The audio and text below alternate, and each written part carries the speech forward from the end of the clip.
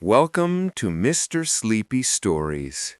Tonight, we'll have a gentle chat about crows.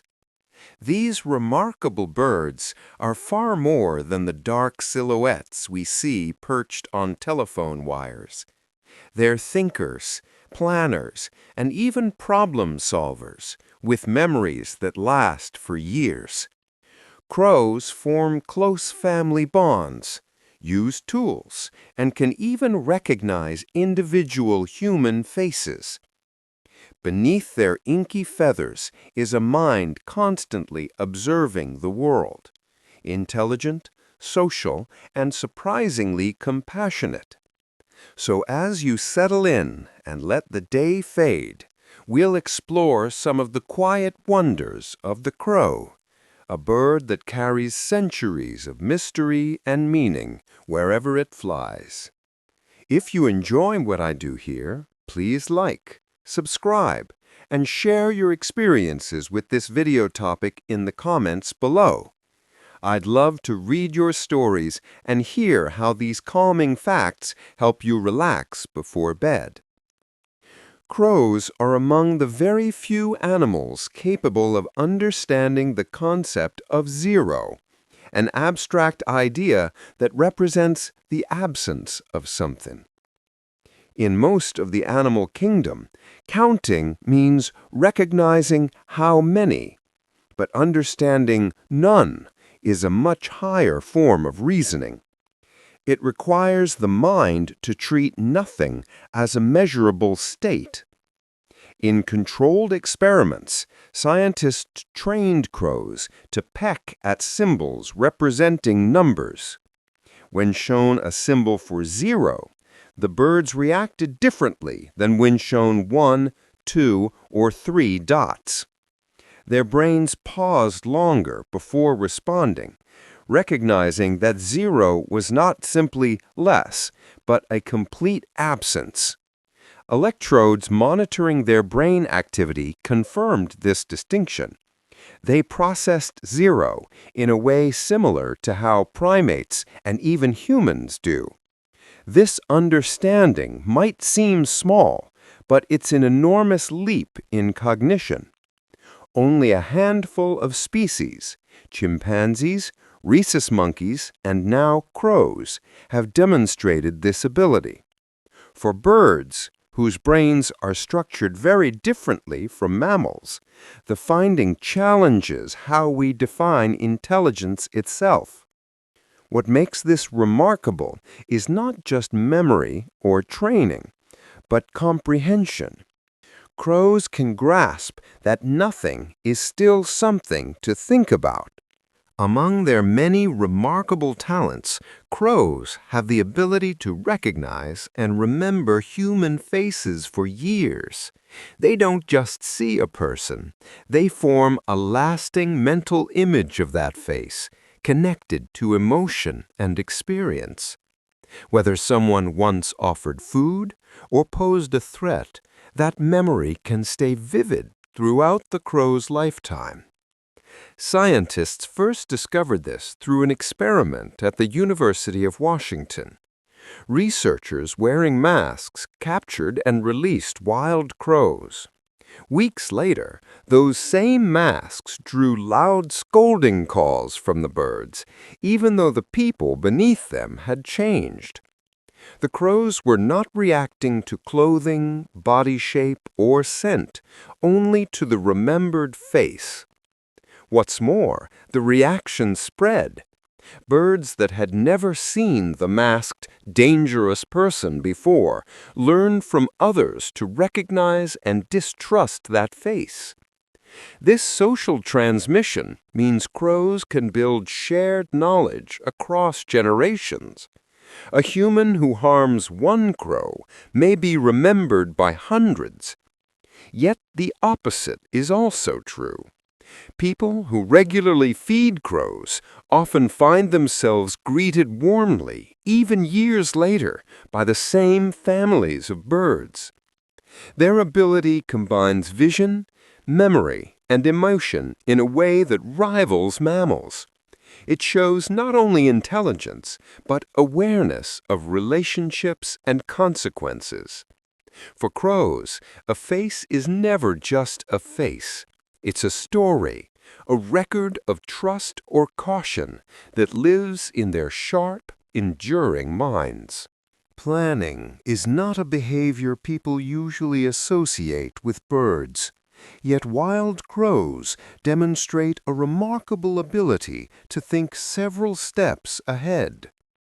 In the natural world, where survival often favors speed and impulse, these birds sometimes pause, not out of hesitation, but out of strategy.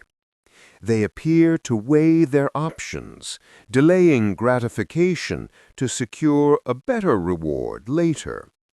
In one notable experiment, crows were presented with two choices: an easy, immediate snack, or a tool that could unlock a far larger meal after a short delay. Most birds in the test resisted the temptation to grab the first food they saw. Instead, they chose the tool, waited patiently, and used it to access the bigger prize. This kind of decision-making requires the bird to imagine a sequence of events that hasn't happened yet, a form of mental time travel. Such planning also appears in the wild. Crows have been seen storing food in secret caches and returning only when conditions are safer. They even alter hiding spots if another crow was watching, anticipating possible theft. These acts reveal not just memory, but foresight and flexible thinking. To plan ahead means to understand the future as separate from the present, an ability that places crows in rare company among animals. It shows that beneath their dark feathers lies a mind capable of patience, imagination, and deliberate choice, qualities once believed to belong only to humans and a few primates. In the heart of cities, where concrete replaces trees and engines drown out birdsong, crows have found an ingenious way to make urban life work in their favor. These clever birds have been observed dropping hard nuts onto busy roads, letting passing cars do the difficult work of cracking them open. Once the light turns red and traffic pauses, the crows calmly walk onto the asphalt to collect their reward. Researchers studying this behavior noticed that crows don't drop the nuts at random. They choose intersections with predictable light cycles and time their actions according to human routines. They seem to understand that cars can serve as tools, powerful, predictable crushers that can be used safely with patience and timing. When the flow of vehicles stops, the crows swoop down precisely between waves of movement, often finishing before the lights change again. What makes this behavior extraordinary is that it requires more than simple learning. It shows comprehension of cause and effect, as well as awareness of timing and safety. Young crows learn by watching adults, passing down this traffic-based strategy like cultural knowledge. Urban environments are full of dangers for most animals, but for crows, they've become laboratories for innovation. These birds have turned one of humanity's most destructive inventions, the car, into a tool of survival and convenience. It's a small but brilliant glimpse into how intelligence adapts, reminding us that in the rhythm of city life, even a bird can learn to read the lights. Long before scientists tested bird intelligence in laboratories, an ancient Greek fable told of a thirsty crow dropping stones into a pitcher to raise the water level. For centuries, it was considered only a story, until modern research showed that real crows actually performed this same clever trick. In a series of experiments, crows were presented with tall, narrow tubes partially filled with water and a floating treat, like a worm or piece of food, just out of reach. Without hesitation, the birds began picking up pebbles and dropping them one by one into the container. Each stone displaced a small amount of water, bringing the treat closer to the surface until it could be grasped. When offered a mix of heavy and light objects, the crows quickly learned to choose the heavier ones, the ones that made the water rise faster. What makes this discovery so extraordinary is that it shows reasoning rather than reflex. The birds didn't randomly drop objects. They understood the connection between their actions and the changing water level. Even more impressively, some refused to use floating or hollow materials, recognizing that those wouldn't work. Young crows observing adults performing the task later mimicked the same behavior, proving that the skill can be passed socially. The parallels between myth and reality are striking. Aesop's imagination turned out to describe genuine animal cognition. Through patience and insight, crows revealed an intuitive grasp of physical laws that few creatures, even with much larger brains, have ever shown. Language, it seems, doesn't just belong to humans. Crows have shown the remarkable ability to distinguish between different human languages and even individual voices. When exposed to the sounds of speech, they don't simply hear noise, they recognize patterns, tones, and familiarity, responding differently depending on who is speaking and in what tongue. In controlled studies, researchers played recordings of people speaking various languages to groups of crows. Those birds that lived in multilingual regions, such as cities, reacted with noticeable attention to the language most commonly spoken in their area. When an unfamiliar language played, they turned alert or shifted posture, as if evaluating whether it signaled safety or threat. This shows that they form auditory memories based on repeated human interaction. Even more impressive is their ability to identify specific voices. In one experiment, crows were fed regularly by a particular researcher and ignored by others. Later, when recordings of those researchers' voices were played back, the crows immediately responded to the familiar one, calling out or moving closer while remaining indifferent to the rest. This recognition goes beyond mimicry. It's selective listening paired with understanding of context. Crows seem to know which voices bring food, which signal danger, and which mean nothing at all. Such perceptive hearing allows them to adapt gracefully in human-dominated environments. It also suggests that their communication skills are not limited to their own species. They have learned, in a quiet and intelligent way, to read the language of another. Tool use alone is a sign of intelligence, but crows take it a step further. They build tools of their own, sometimes by combining separate pieces into a single functional creation.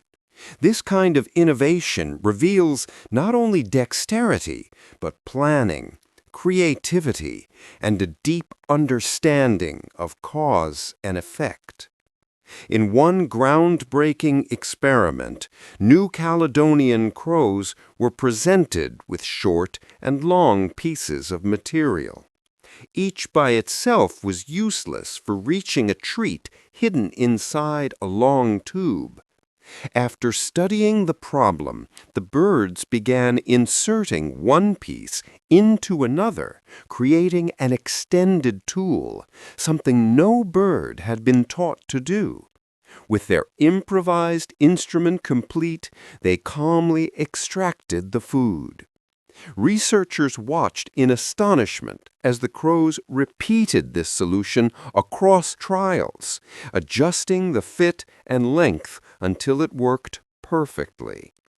In the wild, these same birds are known to shape twigs into hooks or trim leaves into pointed tools suited for digging insects from bark.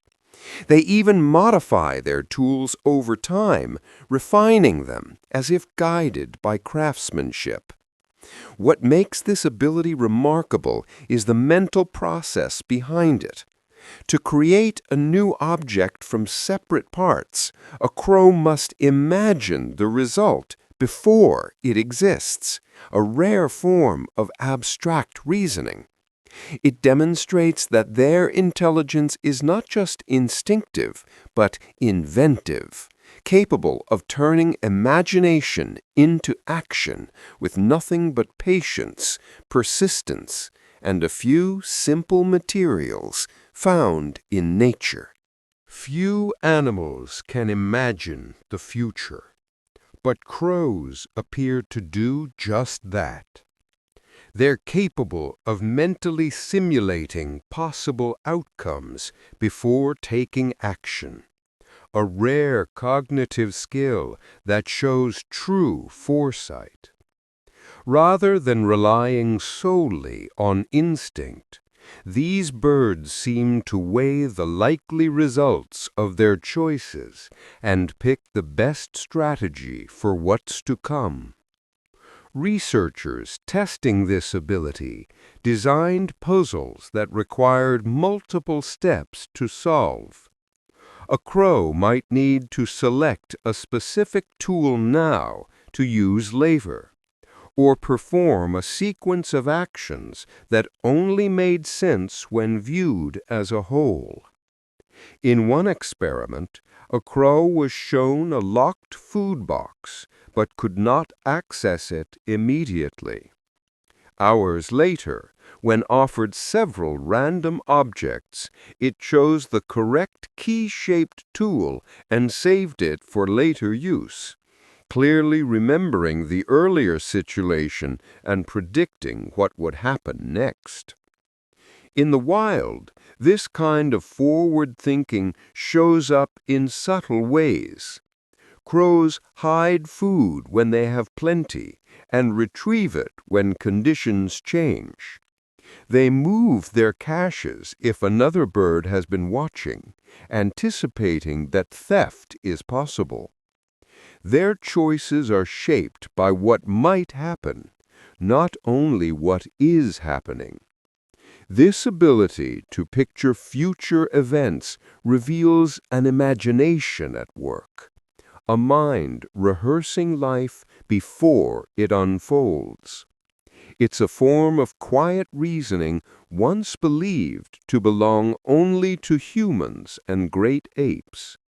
Yet, in the flicker of a crow's dark eyes lies the same gift, the power to see beyond the present moment and act with intention toward tomorrow. Learning for young crows is more than instinct. It's guided practice shaped by example. Adult crows have been observed deliberately showing their offspring how to use sticks, leaves, and even small scraps of nettle to reach hidden food. These demonstrations are patient and repetitive, resembling a simple form of teaching rarely seen in the animal kingdom. In the forests of New Caledonia, where tool-using crows are most famous, researchers have documented parents holding objects and manipulating them in front of their young. The juveniles watch closely, then attempt the same actions, awkwardly at first, improving with each effort. The adults sometimes repeat the demonstration or adjust the young bird's focus by calling or shifting position, as if guiding its attention to the correct detail. Over time, these lessons lead to mastery. The skills taught are often specialized to local environments. One community of crows may craft hooked tools from twigs, while another shapes flat ones from pandanus leaves. These designs aren't random. They're inherited through observation and practice, creating distinct cultural traditions that differ between regions. What makes this behavior remarkable is the intent behind it. The adult crow doesn't just perform an action, it performs it for someone else's benefit. That requires awareness of another's ignorance and a desire to reduce it. In doing so, crows reveal not only intelligence, but empathy, passing down knowledge the same way human parents do, through patience, demonstration, and trust built across generations. Across the world, the voice of a crow is never exactly the same. Each flock develops its own vocal patterns, distinct dialects shaped by region, environment, and history.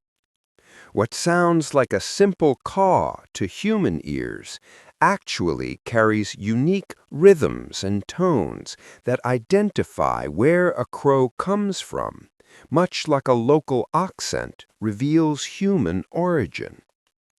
Scientists studying crow communication have found that these birds aren't born with fixed calls. Instead, they learn vocal patterns by listening to their parents and flockmates. A young crow growing up in Tokyo, for example, will sound slightly different from one raised in rural Canada. Even within the same species, calls can vary in pitch, speed, and structure, depending on local traditions and environmental acoustics. When crows move to a new area, their speech often changes over time. Migrating or displaced birds may start by using their native dialect, but they gradually adapt their calls to match those of their new neighbors. This process helps them integrate socially, reducing conflict and building trust within the flock. It's a flexible form of communication that relies on memory, imitation, and social awareness. The existence of regional dialects in crows highlights more than vocal skill. It shows culture. Each flock carries its own identity, shaped not by genetics, but by shared learning. Their calls echo centuries of adaptation and cooperation, turning a simple sound into a marker of belonging, proof that even among birds, community speaks its own language. When a crow dies, the others take notice. Within minutes, nearby crows gather around the body, forming a silent circle of black wings and watching eyes. To an observer, the scene feels solemn, a kind of avian funeral. but to the crows it serves a practical and powerful purpose, understanding what caused the death. Researchers studying this phenomenon discovered that these gatherings are less about grief and more about learning. The birds approach cautiously, calling softly at first, then growing quiet as they study the area. They memorize the surroundings, scents and faces nearby. If a human was responsible, the memory of that face can spread through the community, ensuring others avoid the same danger. The stillness of these funerals is striking. Crows may perch together in the trees above, observing the body for long stretches before dispersing. They rarely touch the fallen bird.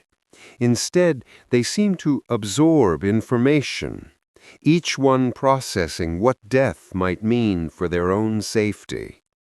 This ritual shows intelligence on two levels: awareness of mortality and the ability to turn tragedy into survival strategy.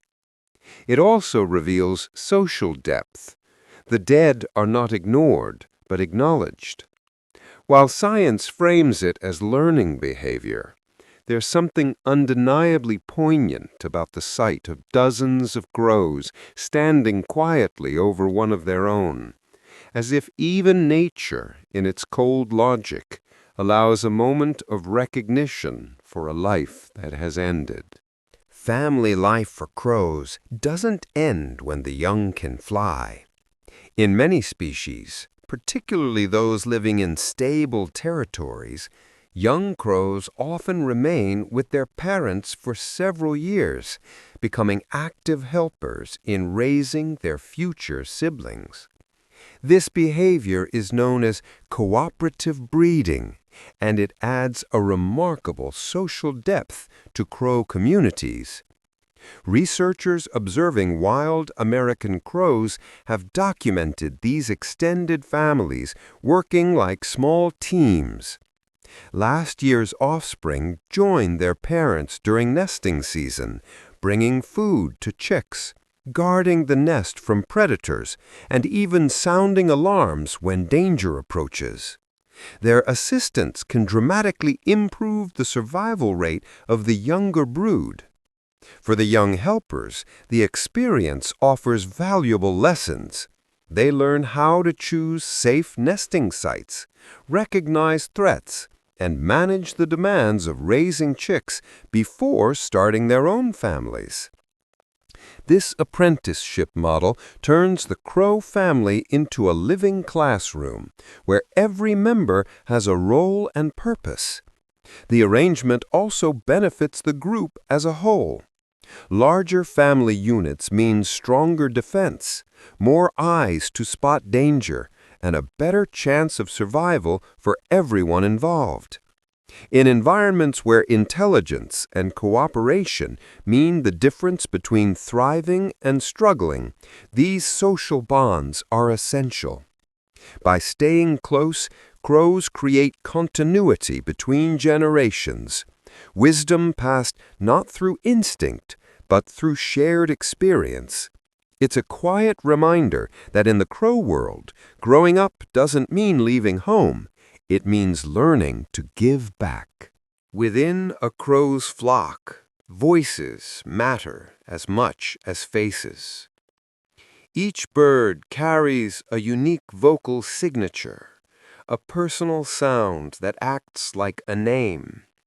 Even when hidden among trees or separated by distance, crows can recognize one another solely through the tone, rhythm, and pitch of their calls. Researchers studying these vocal patterns have found that crows respond differently when hearing familiar voices compared to strangers. When a known flock member calls, others answer quickly, sometimes with softer tones or matching rhythms. But when an unfamiliar voice intrudes, the group becomes alert and cautious. This ability to identify individuals through sound alone demonstrates both memory and perception, two hallmarks of complex social behavior. The advantage of such recognition is enormous. In large, shifting flocks, crows can coordinate activities, share information about food sources, and warn each other of danger, all without confusion. It also helps maintain trust within families, as parents and offspring can locate one another by voice, even in crowded environments. Crows don't just communicate, they listen, distinguishing between friends, family, and outsiders with precision that rivals human recognition of speech. To them, each sound is a name, a signal, a promise, or a warning. Through these vocal identities, crows weave together the social fabric of their world, one call at a time, proving that their intelligence extends not only to tools and memory, but to the subtle art of knowing who's speaking. Leadership among crows often comes from the matriarchs, older females whose experience and calm authority guide the group. In many populations, it's these dominant females who take charge during foraging, choosing where to search for food and when to move on. The others, including males, tend to follow their lead with remarkable coordination. Field studies have revealed that these leaders aren't necessarily the largest or most aggressive birds, but the ones with proven knowledge of the landscape. They remember where food has been abundant in past seasons, where predators lurk, and which human areas are safe to scavenge. When the leader gives a certain call or changes direction, the rest of the flock quickly adjusts, trusting her judgment. This social structure shows how intelligence and memory shape leadership rather than physical dominance. In coordinated foraging, every movement counts. One false signal can mean lost resources or increased danger. The steady guidance of a matriarch keeps the group efficient and safe. Younger crows observe her methods, learning when to take risks and when to wait, gradually preparing for leadership themselves. What emerges from this behavior is not chaos, but quiet organization. Each member contributes, but decisions flow from the most experienced. It's a reminder that power in nature often rests not in force, but in wisdom, and that within the clamor of a crow flock, the sharpest minds may belong to the elder females who lead with memory, precision, and confidence earned through time. Partnerships among crows run deeper than simple flocking. These birds are known to form lifelong alliances, cooperative bonds based on trust, memory, and mutual advantage. Such relationships aren't just about survival. They show the kind of loyalty and social awareness usually seen in intelligent mammals. In the wild, researchers have documented crows maintaining long-term friendships with specific individuals. These allies help each other find food, defend territory, and confront threats together. When a predator appears, bonded crows often respond side by side, calling and diving in unison. In calmer moments, they preen one another or share access to favored feeding spots, signs of a stable partnership built over time. Laboratory studies support these observations. When given choices between familiar and unfamiliar birds, crows consistently favor their known allies, even after months or years apart. They seem to remember not only faces, but the history of cooperation, who shared, who deceived, who could be trusted. This awareness allows them to manage relationships and social hierarchies with surprising subtlety. Such alliances also extend to play and learning. Young crows often form small groups that experiment with new feeding techniques, refining their skills together before returning to family groups. These early friendships can last a lifetime, shaping future cooperation. In essence, a crow's loyalty isn't instinct alone. It's earned through shared experience.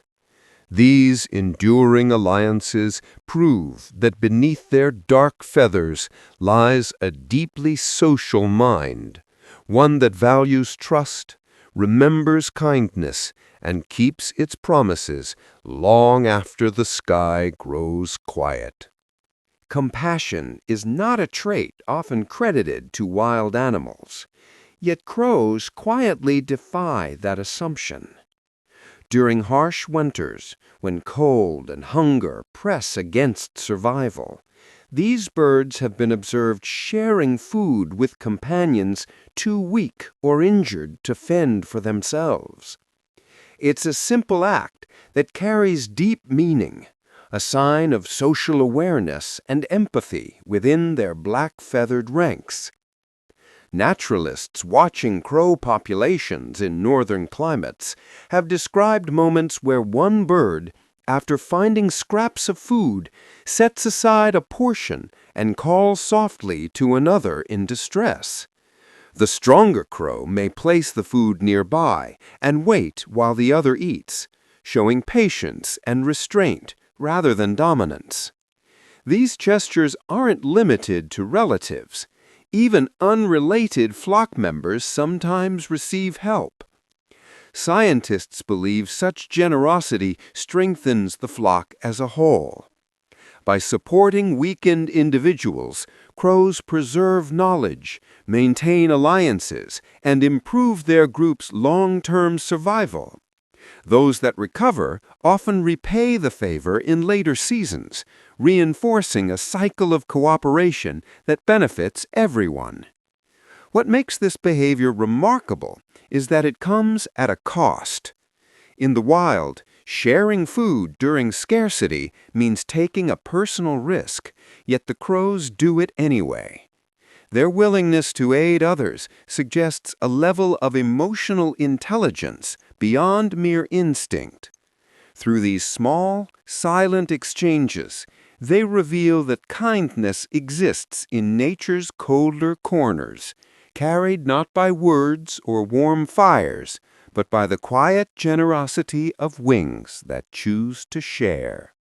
Affection in crow relationships takes the form of gentle care. Mated pairs often engage in a behavior called allopreening, the mutual grooming of feathers that strengthens emotional bonds and maintains hygiene. With quiet patience, one crow will run its beak through the neck feathers of its partner, removing dust and parasites from places the other cannot reach.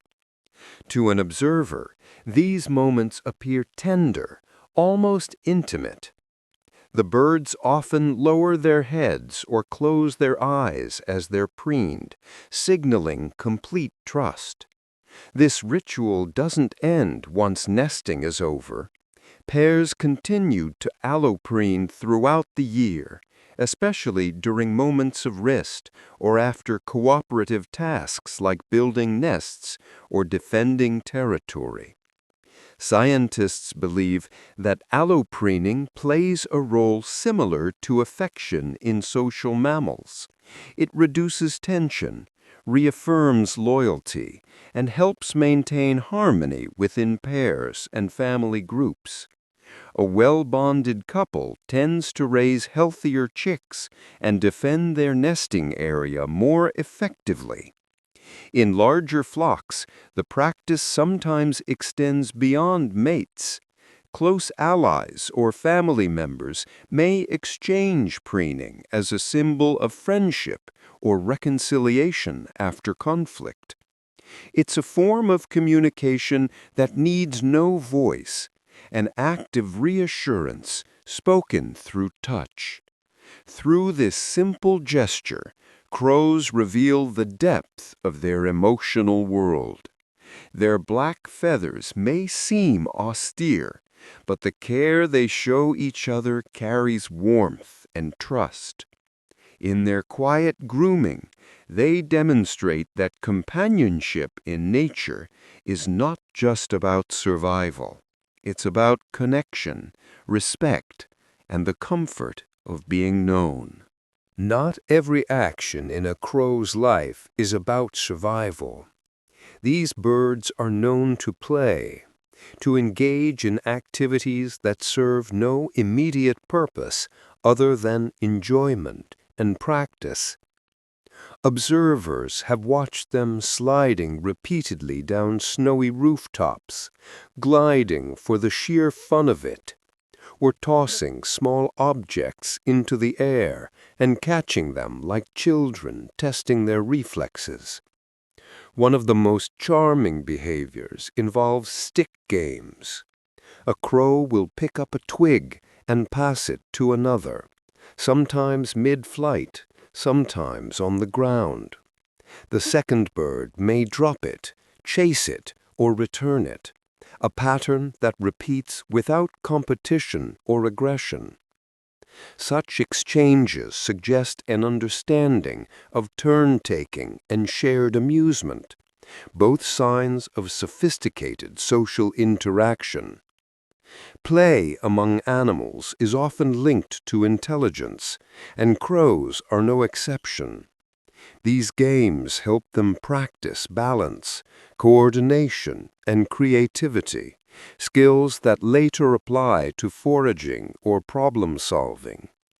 Young crows in particular spend long hours experimenting with snow, leaves, or found objects, treating their environment like a playground of endless curiosity. What's striking is the joy they seem to take in the act itself. When a crow slides down a roof only to climb up and do it again, it reminds us that intelligence is not limited to logic or necessity. It includes curiosity, delight, and a sense of discovery. In those small, playful moments, crows reveal minds not only built for survival, but for wonder. Not all fights among crows are battles. Many are performances, rehearsed skirmishes meant to test boundaries without causing injury. These mock fights appear dramatic at first. Wings flare, beaks plash, and calls echo through the air. Yet, on closer observation, there's rhythm and restraint. No real damage is done. Researchers studying social behavior in corvids have noted that these ritualized contests serve a purpose similar to sparring in humans or play fighting in young mammals. They allow individuals to gauge one another's strength, confidence, and position within the group. By testing limits safely, crows reduce the likelihood of serious conflict later. Young birds, in particular, use mock fights as practice, a way to learn timing, posture, and how to read another's intent. Older crows sometimes join in, acting as referees or participants to remind the group where respect begins and ends. After the exchange, the same birds often return to normal activities, feeding together or preening nearby as if nothing happened. This balance of intensity and control shows a refined form of intelligence. The birds understand the difference between aggression and communication. Each encounter reinforces hierarchy, teaches self-control, and maintains group stability without bloodshed. What looks like chaos from afar is, in truth, structure. These rehearsed confrontations demonstrate that even in the roughness of nature, there's order, a social contract upheld not by dominance alone, but by mutual understanding. Through mock combat, crows practice discipline, learn diplomacy, and remind one another where harmony begins. Conflict in crow society doesn't always end with resentment. After quarrels over food, territory, or hierarchy, these birds often take steps to mend the relationship, a behavior surprisingly similar to reconciliation in humans and great apes. Researchers have documented crows approaching their recent opponents calmly, offering gestures of peace that seem deliberate and meaningful. One of the most common acts of reconciliation is gentle grooming. A crow may approach the other, lower its head, and begin to prune the feathers around the neck or wings. This physical contact, known as allopreening, releases tension and signals trust.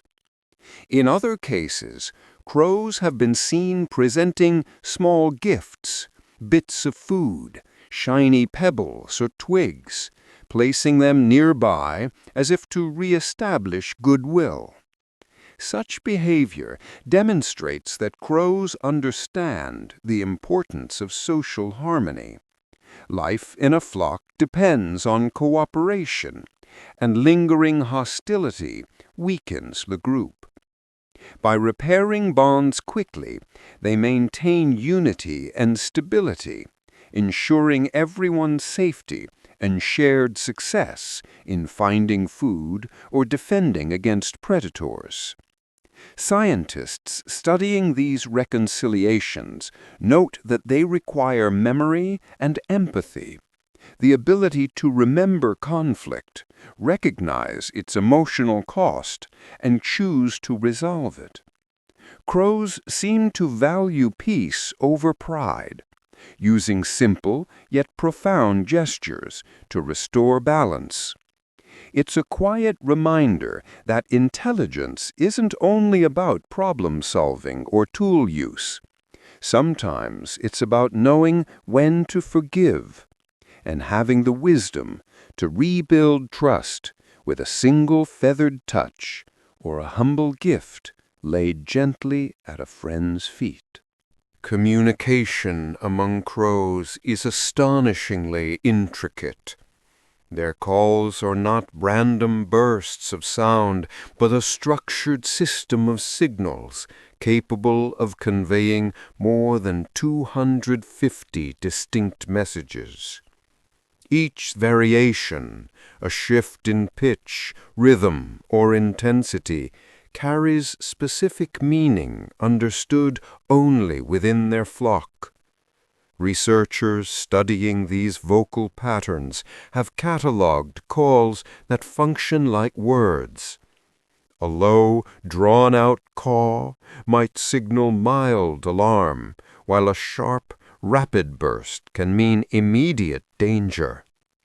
There are different warnings for threats from above, such as hawks, and for ground-level dangers like humans or cats. Some calls summon allies for mobbing a predator. Others announce the discovery of food or the readiness to fly. Tone and context change everything. The same call may mean follow me in one situation and stay close in another, depending on how it's delivered. Juvenile crows learn this vocal code gradually by listening to parents and mimicking their responses. Over time, they build a personal vocabulary that matches the dialect of their group. This complexity suggests that crow communication operates at a symbolic level, a blend of learned meaning and emotional tone. The birds exchange not just information, but intention, emotion, and subtle nuance. To human ears, it may sound like simple cawing, but to them, it's a fluent conversation in rhythm and breath. In the chorus of a crow roost, there exists a language of its own, one built not of words, but of wisdom, warning, and belonging, echoing through generations that have learned to listen and reply. A single caw from a crow might sound simple, but within their society, it's a word of many meanings. The sound itself doesn't carry one fixed definition. Its message changes depending on the situation, the tone, and even the identity of the crow calling. For these birds, context is everything. Field researchers have recorded countless variations of the same basic sound used for completely different purposes. A sharp, urgent caw repeated quickly can signal immediate danger, summoning nearby crows to investigate or flee. A slower, softer version might mark the discovery of food, inviting trusted flock members to share in the find. When delivered from a distance or high perch, it can serve as a beacon, a location marker, letting others know where the group has gathered. What makes this so remarkable is the flexibility behind it. Crows are not bound to instinctive, one-note reactions. They modify pitch, rhythm, and volume intentionally, reading each other's meaning through experience and social cues. Younger birds learn this nuanced language over time, watching how adults react in different circumstances. It's a communication system not unlike human speech, where the same word can express warmth, warning, or sarcasm, depending on tone. Through this contextual understanding, crows maintain coordination, avoid conflict, and share opportunities, all with a few well-placed sounds. Their intelligence lies not in the number of calls they make, but in how they use them, turning a simple caw into a language rich with intention, emotion, and meaning shaped by the moment. Among their many surprises, crows can mimic human speech, sometimes as clearly as parrots. Though they lack lips and teeth, these birds produce eerily accurate imitations of words, laughter, and environmental sounds. Their voices can echo the tone and rhythm of human language so closely that to an untrained ear, it's almost indistinguishable from our own. This ability comes from two key advantages: a highly flexible vocal organ called the syrinx, and advanced brain structures responsible for learning and memory. Crows use these tools not only to copy what they hear, but also to associate certain sounds with meaning. Captive individuals, raised around people, have been recorded greeting caretakers by name, mimicking laughter, or repeating familiar phrases at the right moments, not as random noise, but as social behavior. Even wild crows show a talent for imitation. Some have learned to reproduce sounds like doorbells, camera shutters, or dog barks, echoes of the human world they live beside. The purpose may be curiosity, communication, or simply play, but it demonstrates remarkable auditory awareness and flexibility. What makes this skill extraordinary is that it reveals how much crows listen. They don't just react to the world, they study it, internalize it, and sometimes repeat it back to us in our own language. Their mimicry reminds us that intelligence takes many voices, and sometimes it sounds startlingly familiar coming from a creature of feathers and flight. Speech isn't the only language crows use. Alongside their famous caws and calls, these birds rely heavily on body gestures, subtle movements that communicate everything from curiosity to caution. A flick of the wing, a fan of the tail, or a deliberate tilt of the head can speak volumes among them, conveying intent long before a sound is made. Researchers observing crow behavior have noted that such gestures often accompany social interaction. A quick wing flick can signal mild irritation or alertness. A fanned tail might warn nearby crows to keep their distance, while a lowered head or slow bow can express submission or a request for grooming. Even the angle of a crow's posture, upright or crouched, sends clear signals about its mood and readiness to engage. These physical cues play a crucial role in maintaining order within the flock. They allow crows to coordinate without chaos, reducing conflict and confusion during foraging or nesting. Much like humans nod, point, or shrug, crows rely on movement to add layers of meaning that sound alone cannot express. The complexity of their gestures also reveals emotional intelligence. It takes awareness to know how one's actions will be perceived by others and to use that awareness purposefully. Crows seem to understand this intuitively. Their quiet signals, exchanged through posture and motion, form a silent dialogue, one that proves language need not always be spoken to be deeply understood. Danger rarely catches a crow by surprise. These birds have an extraordinary ability not only to recognize threats, but also to share that information across time and generations. When a crow encounters something harmful, a trap or a predator or a human who once caused harm, it doesn't keep that knowledge to itself. It warns others, and that warning can live on for decades. One of the most famous experiments demonstrating this took place at the University of Washington. Researchers wearing specific masks captured and released crows for study. Years later, even when those same masks appeared in new locations, crows that had never been captured before reacted with alarm.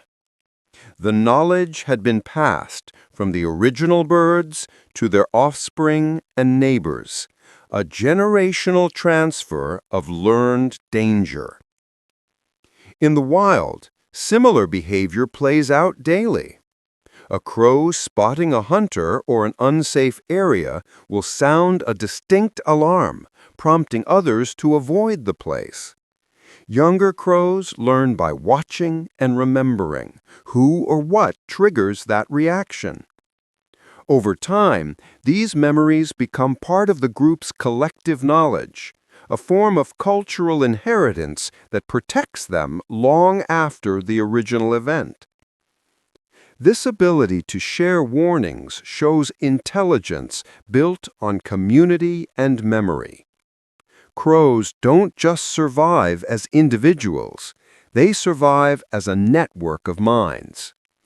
Every call, every learned danger becomes a lesson carried forward, proof that wisdom in the natural world can travel not through words, but through generations of watchful eyes and careful voices. When danger appears, a crow doesn't just sound the alarm, it describes it. These birds have been found to alter their alarm calls depending on the type of predator nearby, giving their flock specific instructions without the need for sight. A crow's warning for a hawk differs distinctly from its alarm for a stalking cat or an approaching human. Each sound carries not just urgency, but meaning. Researchers studying wild crows recorded these variations and played them back in controlled settings. When the hawk alarm was broadcast, crows immediately looked upward and scanned the skies. When they heard the cat call, they focused on the ground, adjusting posture and position. A human alarm provoked a different reaction: retreat to a distance, but continued observation, as if measuring the person's intent. The birds were decoding the message with precision, acting according to the specific threat described. This ability to modify calls and interpret them correctly demonstrates remarkable flexibility in communication.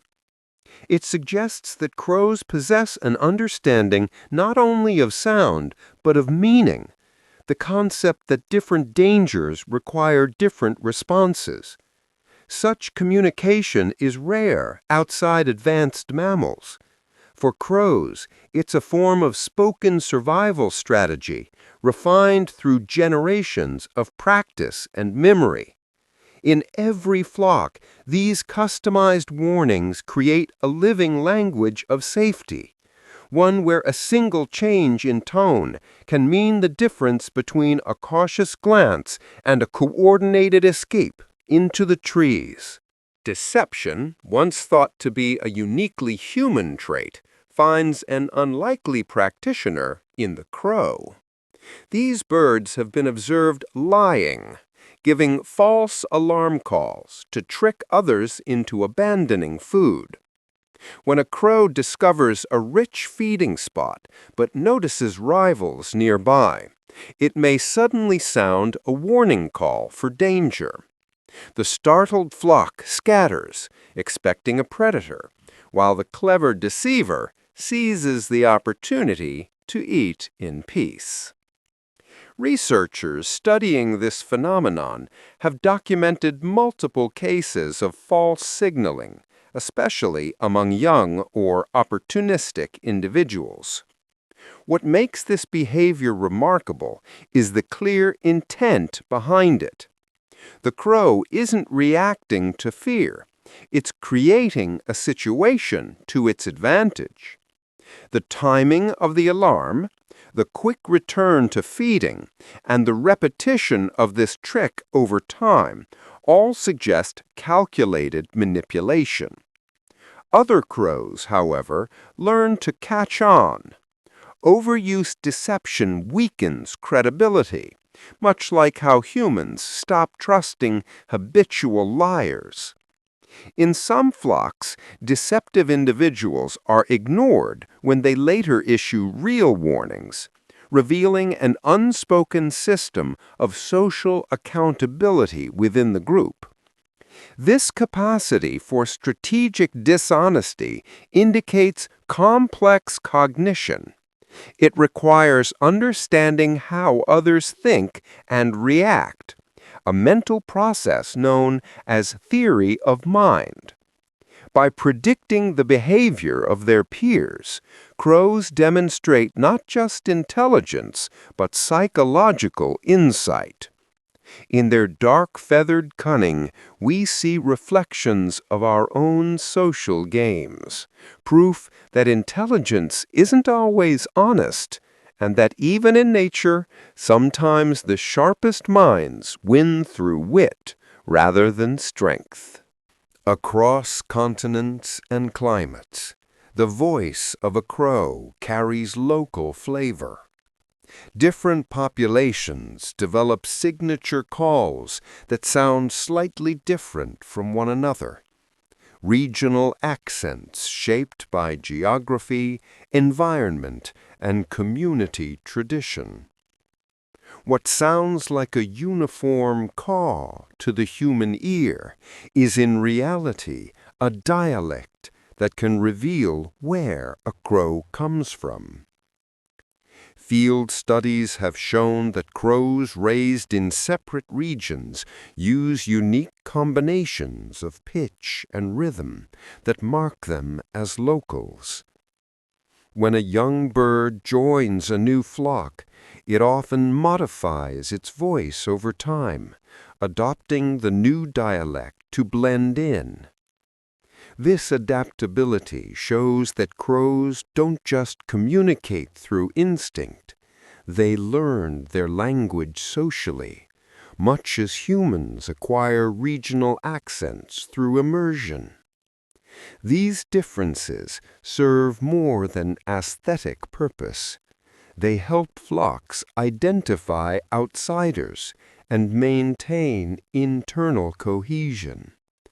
A familiar dialect builds trust, signaling shared knowledge and belonging. Some researchers even believe that these regional variations could represent the first stages of cultural evolution, traditions maintained and passed down through learning rather than genetics. The existence of local accents in crow communication reveals how sound can carry identity. Their voices are not static, but living expressions of place and community. Each call links generations, echoing across the trees like a regional anthem, proof that even in the animal world, language is not only about survival, but also about belonging to somewhere and to one another. The voice of a young crow is often filled with uncertainty, a mix of squeaks, croaks, and unfinished calls that sound nothing like the confident tones of adults. This stage, known as babbling, mirrors the way human infants experiment with sound before mastering speech. Through these noisy trials, juvenile crows learn the structure, rhythm, and meaning of their species' complex communication. Researchers observing crow families have documented this vocal learning in detail. Young birds spend their early months producing strings of mismatched sounds, fragments of calls, whistles, or mimicry attempts, testing their range and coordination. Adult crows nearby don't ignore them. They listen, respond, and occasionally correct by demonstrating proper versions of the calls. Over time, the young refine their voices, learning the specific dialect of their region and the social cues embedded in each sound. This process is crucial for survival. Effective communication helps young crows integrate into the flock, recognize alarm calls, and participate in cooperative activities. Without mastering the group's vocal code, they would struggle to belong or respond to danger. The parallels with human language development are striking.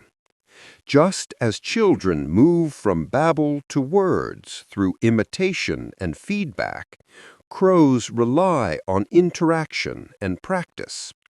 Their voices are shaped not only by biology, but by culture, a learned expression of belonging. Every confident adult caw begins as the clumsy chatter of a young crow discovering the power of its own voice.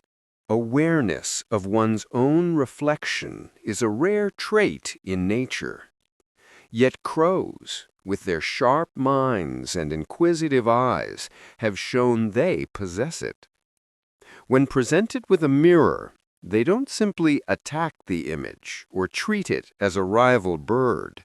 Instead, they observe, pause, and often behave as though they understand the reflection belongs to them. Scientists have confirmed this through the mark test, a classic experiment used to measure self-recognition. In these studies, researchers placed a small colored mark on parts of a crow's body that it could only see in a mirror. When given access to their reflection, the birds repeatedly turned, pecked, or scratched at the marked area, actions they didn't display without the mirror present. This proved they weren't reacting to another bird, but to their own image. Such awareness suggests a high level of cognitive sophistication. Recognizing oneself requires an internal sense of identity, the ability to distinguish between me and other. For a creature with a brain smaller than a walnut, that's extraordinary. Beyond the laboratory, this self-awareness may influence how crows navigate social situations. They seem to understand their position within groups, show restraint, and even plan actions based on how others might react, all behaviors tied to an awareness of self. Seeing a crow examine its reflection reminds us that intelligence comes in many forms. Beneath those glossy feathers is a mind capable of not just thinking, but knowing it thinks. A silent recognition shared only by a select few species on the planet. Few animals can claim the kind of adaptability crows possess. From frozen tundra to humid tropics, from quiet forests to sprawling megacities, they thrive almost everywhere on Earth. Their presence across such extremes speaks to a remarkable ability to adjust, not through brute endurance, but through intelligence and flexibility. Unlike most birds that specialize in one environment, crows are generalists. Their diet shifts easily with the landscape. Berries and insects in the forest, scraps and grains in farmland, fish along coasts, and even discarded food in urban streets. This omnivorous appetite means they rarely go hungry, no matter the season or location. But food alone doesn't explain their success. Crows learn quickly, observe carefully, and adapt their behavior to match human activity or environmental change. In snowy regions, they time feeding with daylight and scavenge near human settlements for warmth and resources. In tropical climates, they use dense vegetation for shelter and nest high to escape predators. Each population refines its habits to suit the challenges of its world. Social structure also plays a role. Cooperative living helps them survive harsh conditions, sharing knowledge and resources within the flock. Through this collective intelligence, crows solve new problems as they arise, making every landscape a home. Their global reach makes them one of nature's greatest survivors, a symbol of versatility that bridges wilderness and civilization. Wherever you go, From icy mountain ridges to bustling city parks, the familiar silhouette of a crow reminds us that adaptability, more than strength, is the truest measure of survival. A crow's menu depends entirely on where they live. These birds are masters of adaptation, capable of changing their diet to fit any environment they occupy. In crowded cities, they survive as expert scavengers, feeding on discarded food, waste from markets, or crumbs left behind by people.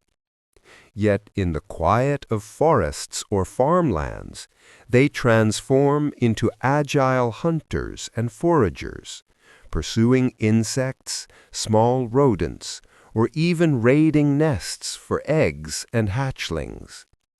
Researchers studying urban versus rural crow populations have found astonishing differences in their feeding habits. City crows time their movements to human activity, flocking to garbage bins after busy hours or following outdoor markets at closing time. Their sharp memories allow them to map reliable food sources across entire neighborhoods.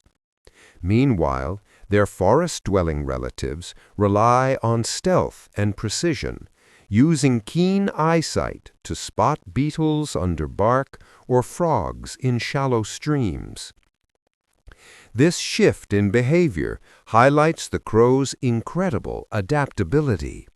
Instead of being limited by a single feeding strategy, they change roles with ease, scavenger one day, predator the next. This flexibility ensures survival through droughts, seasonal changes, and human interference. In ecological terms, crows occupy both the cleanup crew and the control system. They reduce waste in urban spaces while keeping pest populations balanced in natural areas. Few creatures adjust so gracefully to the hand they're dealt. Their ever-changing diet is not just a survival tactic, it's a reflection of intelligence, resourcefulness, and the quiet mastery of living in any world they choose. In the midst of traffic and city noise, crows quietly perform a task that few notice. They help keep urban environments clean. By feeding on roadkill and other organic waste, these birds serve as nature's sanitation crew, preventing the buildup of decay that could otherwise spread disease. It's an act of scavenging that doubles as public service, carried out by one of the most intelligent creatures in the city. Researchers have observed crows regularly visiting roadsides at specific times of day, often when traffic is lighter. They wait for the right moment, sometimes even recognizing red lights or lulls in traffic, before flying down to feed. Once finished, they retreat to safety, leaving behind a cleaner environment. By consuming the remains of small animals and organic debris, they limit bacteria, flies, and other disease carriers from multiplying in densely populated areas. Their efficiency rivals human waste systems in some respects. In places where sanitation is limited, crow populations naturally step in to handle organic waste, recycling nutrients back into the ecosystem. Ecologists now recognize this service as a form of ecosystem cleaning, vital to maintaining environmental health in both rural and urban settings.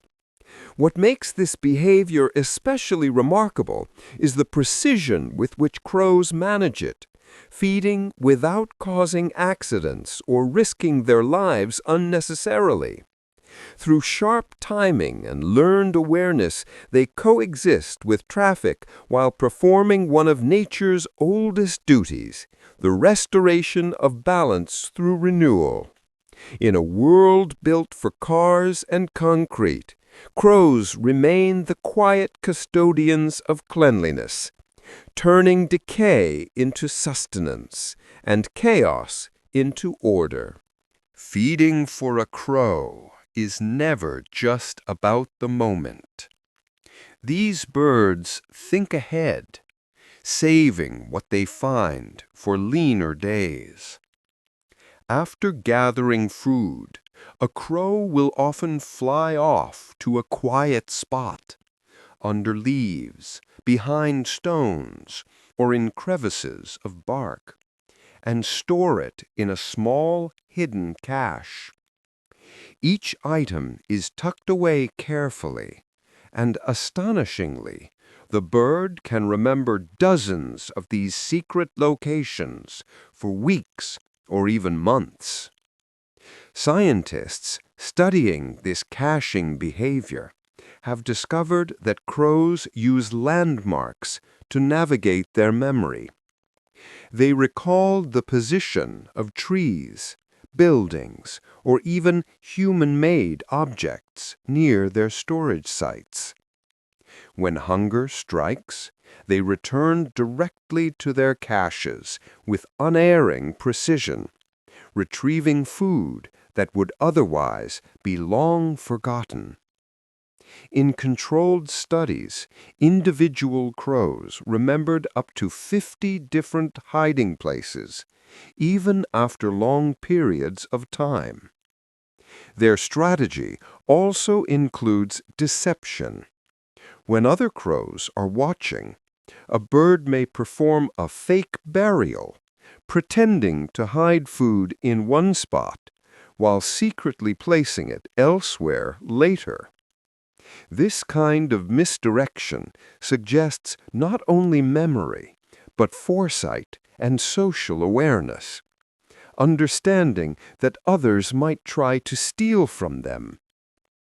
Caching gives crows a survival edge across seasons, letting them balance feast and famine through careful planning. It's more than a feeding habit. It's an act of intelligence that mirrors human behavior, saving for the future. In those hidden stores beneath twigs and earth lies a simple truth about crows. They live not just for today, but for the days yet to come. Life among crows is filled with contradictions. These birds can be both thieves and guardians, opportunists one moment and protectors the next. In the wild, crows have been seen raiding the nests of smaller birds, stealing eggs or hatchlings to feed themselves or their young. It's a behavior that paints them as cunning scavengers, yet within the same territory they also defend the very trees that house those nests from far greater threats. Snake predation is one such danger. When a serpent slithers into a nesting area, crows often respond aggressively. They swoop, dive, and call in alarm, driving the snake away from both their own nests and those of other species. This mobbing behavior benefits the entire avian community, protecting eggs, fledglings, and even adult birds that might otherwise fall victim. Researchers have noted that this dual nature reflects balance, not cruelty. Crows are part of a larger ecological system where each action, whether predatory or protective, serves a purpose. Their thefts control population numbers, while their vigilance keeps predators in check. In essence, they shape the rhythm of the ecosystem through intelligence and opportunism.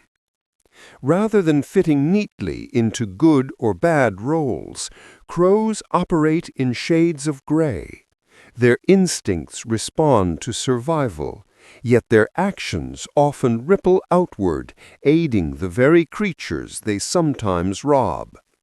It's a reminder that nature's balance isn't built on morality, but on interaction, and crows, sharp-eyed and fearless, remain among its most skillful participants.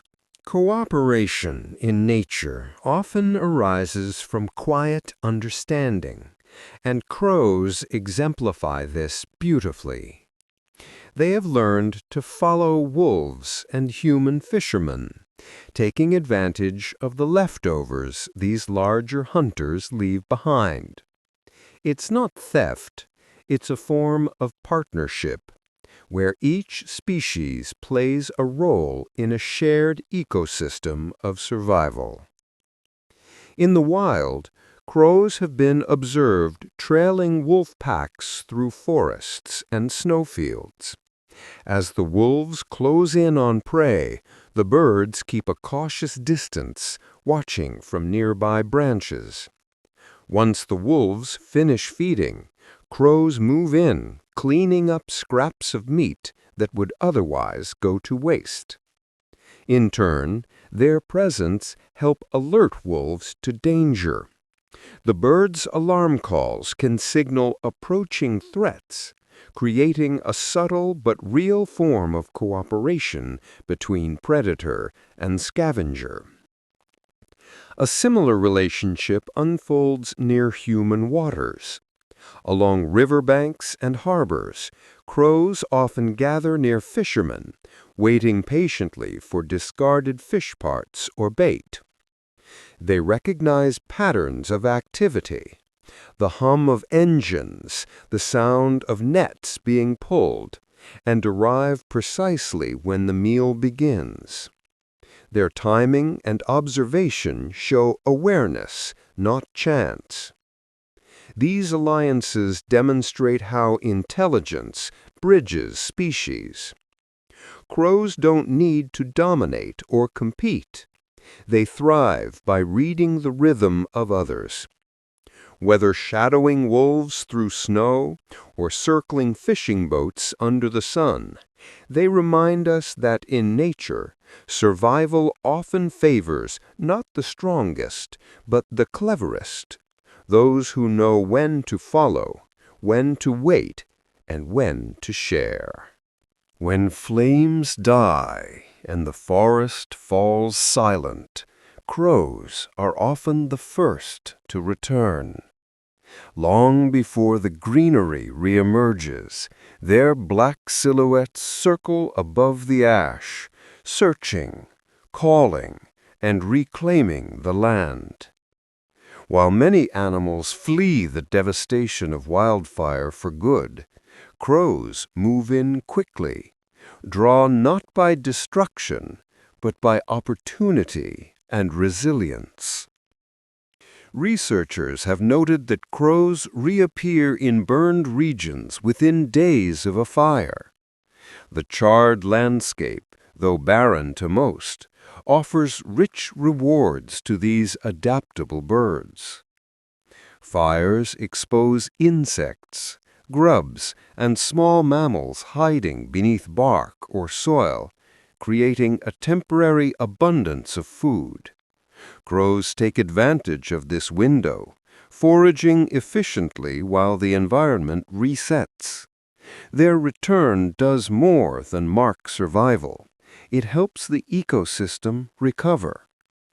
By consuming carrion and leftover organic matter, crows clean up decaying debris that could otherwise attract disease. They also transport seeds in their droppings, unintentionally assisting in the replanting of vegetation. In their wake, life begins again. This behavior showcases the crow's ability to adapt where others cannot. Fire changes landscapes overnight, but for these birds, change is not a disaster. It's an invitation. They read the signs of renewal long before the first green shoots appear, proving that recovery in nature often begins not with silence, but with a caw echoing through the smoke. Crows embody endurance. Their swift return to burned forests reminds us that resilience is not just about surviving catastrophe. It's about stepping forward first, unafraid, to rebuild what was lost. Life in the city runs on a schedule, and crows seem to know it better than most humans. Urban studies have revealed that these birds adapt their feeding times to match local traffic patterns, treating the movement of cars like a predictable natural rhythm. Instead of avoiding busy roads altogether, they learn precisely when to use them safely and effectively. Researchers in Japan first noticed this remarkable timing when observing crows cracking nuts on roadways. The birds dropped the nuts on active streets, but waited until traffic lights turned red to collect them. When the lights changed, they flew back to safety. Over time, scientists realized the behavior wasn't random. The crows had memorized the pattern of the lights and adjusted their feeding routine accordingly. This pattern extends beyond one city or one behavior. In many urban centers, crows begin foraging just after morning rush hour, when food scraps are plentiful but traffic is lighter. They repeat this near dusk, once streets quiet down. Even weekends alter their timing. Fewer cars mean slower, more deliberate feeding. Such awareness shows not just intelligence, but cultural adaptation. Crows don't fight the urban flow, they join it, turning human behavior into part of their own ecological rhythm. Their ability to map time, movement, and safety in a man-made world highlights the quiet genius of coexistence, proof that survival isn't always about escaping civilization, but learning how to read its clock and thrive within it. In most of the natural world, nightfall brings quiet. But for urban crows, the glow of city lights has rewritten the rhythm of day and night. Instead of resting when darkness falls, many have learned to stay active, using streetlights to extend their foraging hours long after other birds have gone to sleep. Researchers studying crow behavior in large cities have noticed them gathering under bright intersections, parking lots, and illuminated parks. There, the artificial light provides just enough visibility to continue searching for food, scraps left by people, insects drawn to lamps, or small creatures disoriented by the glow. Some even use these well-lit zones to crack open food items on hard pavement, the same way they do in daylight. This adjustment offers real advantages. By feeding at night, crows avoid the competition and disturbance of daytime crowds. They also reduce the risk of encountering diurnal predators, giving them a peaceful window of opportunity to feed and observe.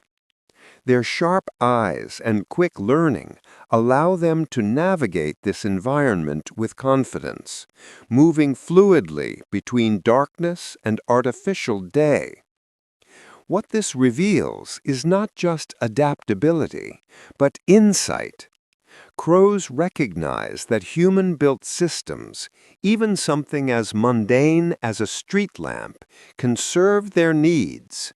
In doing so, they've expanded the boundaries of their world, thriving in places and times most creatures abandon to silence. Under the steady hum of city lights, crows remind us that intelligence shines brightest when it learns to see opportunities where others see only at night. To most animals, a moving car means danger. To a crow, it can also mean dinner. These birds have learned to recognize vehicles not merely as threats, but as sources of opportunity. In cities and along highways, they connect the motion of traffic with food, whether it's roadkill, discarded snacks, or nuts crushed perfectly by passing tires. Researchers observing urban crows have seen them deliberately drop hard-shelled nuts onto busy roads, then wait nearby for cars to crack them open. What's even more impressive is their patience and timing. The birds stand back, watching carefully until the light turns red and the vehicles stop, only then hopping down to collect their prize. They seem to understand not just the presence of cars, but how they behave. In rural areas, crows have been spotted following specific types of vehicles, such as tractors or garbage trucks, that regularly stir up insects or drop waste. They appear to recognize patterns, knowing which machines bring opportunity and which bring danger. This kind of observation and prediction reflects a level of understanding far beyond instinct. By interpreting machines as part of their environment, crows have effectively woven human technology into their natural behavior. It's a remarkable example of adaptation, one that blurs the line between wild intelligence and urban awareness. In every rumble of passing wheels, a crow hears not just noise, but the sound of possibility. Among birds, few can match the intelligence of a crow, and the reason lies within its head. Relative to its body size, a crow's brain is enormous, rivaling that of great apes and even approaching the proportions found in humans. This impressive brain-to-body ratio gives them the mental power needed for problem-solving, memory, and complex social interaction. The structure of a crow's brain differs from that of mammals, but it serves a similar purpose. Their forebrain, responsible for reasoning and planning, is highly developed and densely packed with. Among birds, few can match the intelligence of a crow, and the reason lies within its head. Relative to its body size, a crow's brain is enormous, rivaling that of great apes and even approaching the proportions found in humans.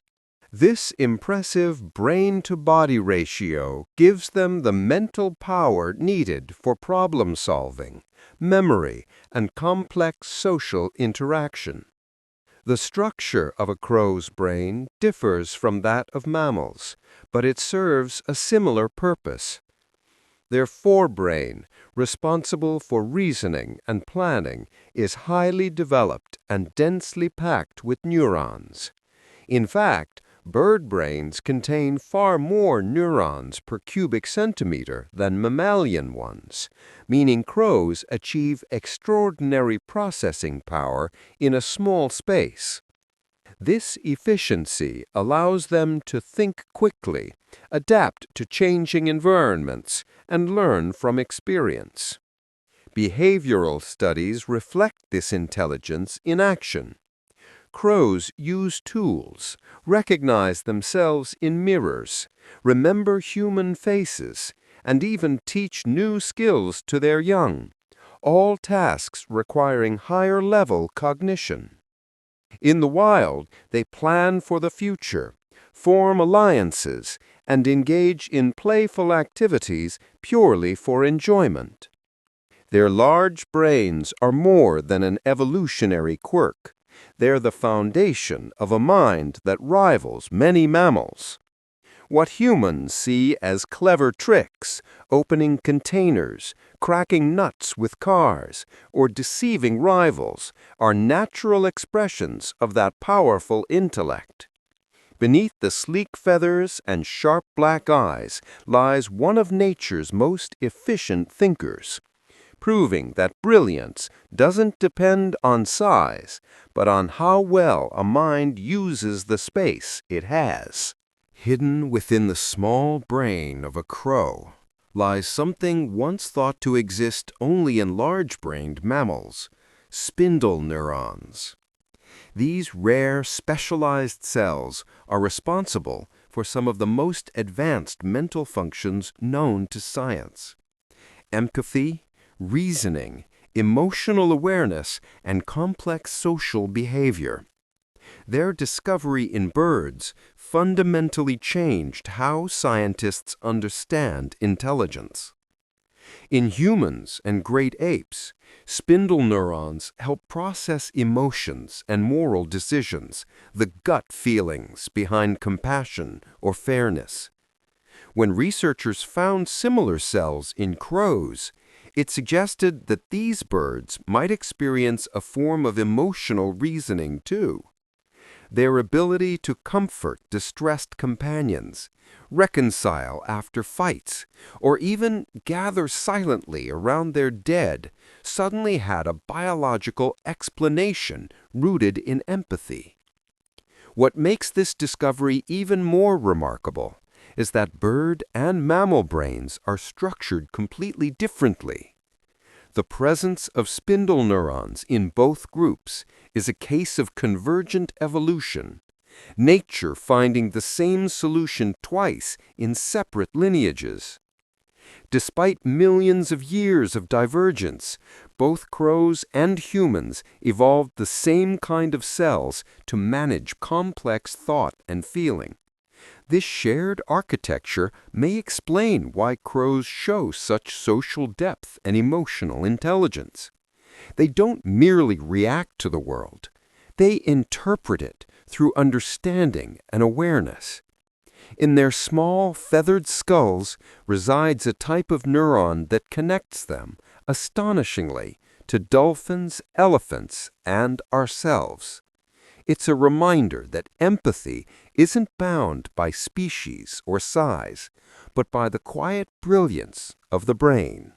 Crows may be known for their sharp minds, but their wings are just as impressive.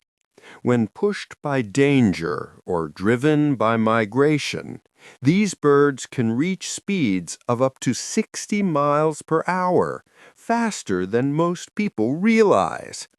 Their flight, a blend of strength and control, allows them to outmaneuver predators, cross great distances, and explore the skies with confident precision. Unlike many smaller birds that rely on frantic fluttering, crows fly with deliberate power. Their broad wings generate both lift and endurance, giving them the ability to sustain long flights without exhaustion. During migration or seasonal movement, crows use rising air currents, known as thermals, to glide and conserve energy. When threatened by hawks or other predators, they can shift instantly into high-speed bursts, twisting through the air in agile maneuvers that few birds can match. Group coordination enhances this ability even further. Crows often travel in loose flocks, adjusting position mid-flight to reduce drag and take advantage of airflow created by their companions. These small aerodynamic choices save energy and keep the flock together across miles of open sky. Such speed and control make crows not only survivors, but explorers of the air. Their powerful flight supports their intelligence, allowing them to map territories, follow migrations, and respond swiftly to change. Whether rising above forests or darting between city towers, they embody both grace and purpose, proving that mastery of the sky requires as much thought as it does strength. The crow's feathers may look simply black at first glance, but under sunlight they reveal something extraordinary, a subtle shimmer of blues and purples that seem to move with every tilt of the bird's wings. This beautiful effect isn't caused by pigment or dye. It comes from the very structure of the feathers themselves, where microscopic ridges bend and scatter light to create iridescence. Under a microscope, each feather looks like a landscape of tiny, layered scales. These layers manipulate light through a process known as structural coloration. Instead of absorbing or reflecting color through chemicals, they interfere with light waves, amplifying certain wavelengths and canceling others. The result is that deep metallic sheen, the ghost of color that dances across their plumage whenever the sun strikes at the right angle. This same principle gives the brilliant hues to peacock tails and hummingbird throats.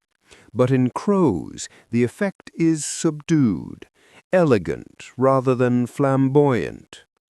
Their feathers hold a secret spectrum, one that reveals itself only to the attentive eye. Scientists believe this gloss serves both practical and social purposes. It may help repel water, keeping feathers clean, and it could also play a subtle role in communication or mate selection.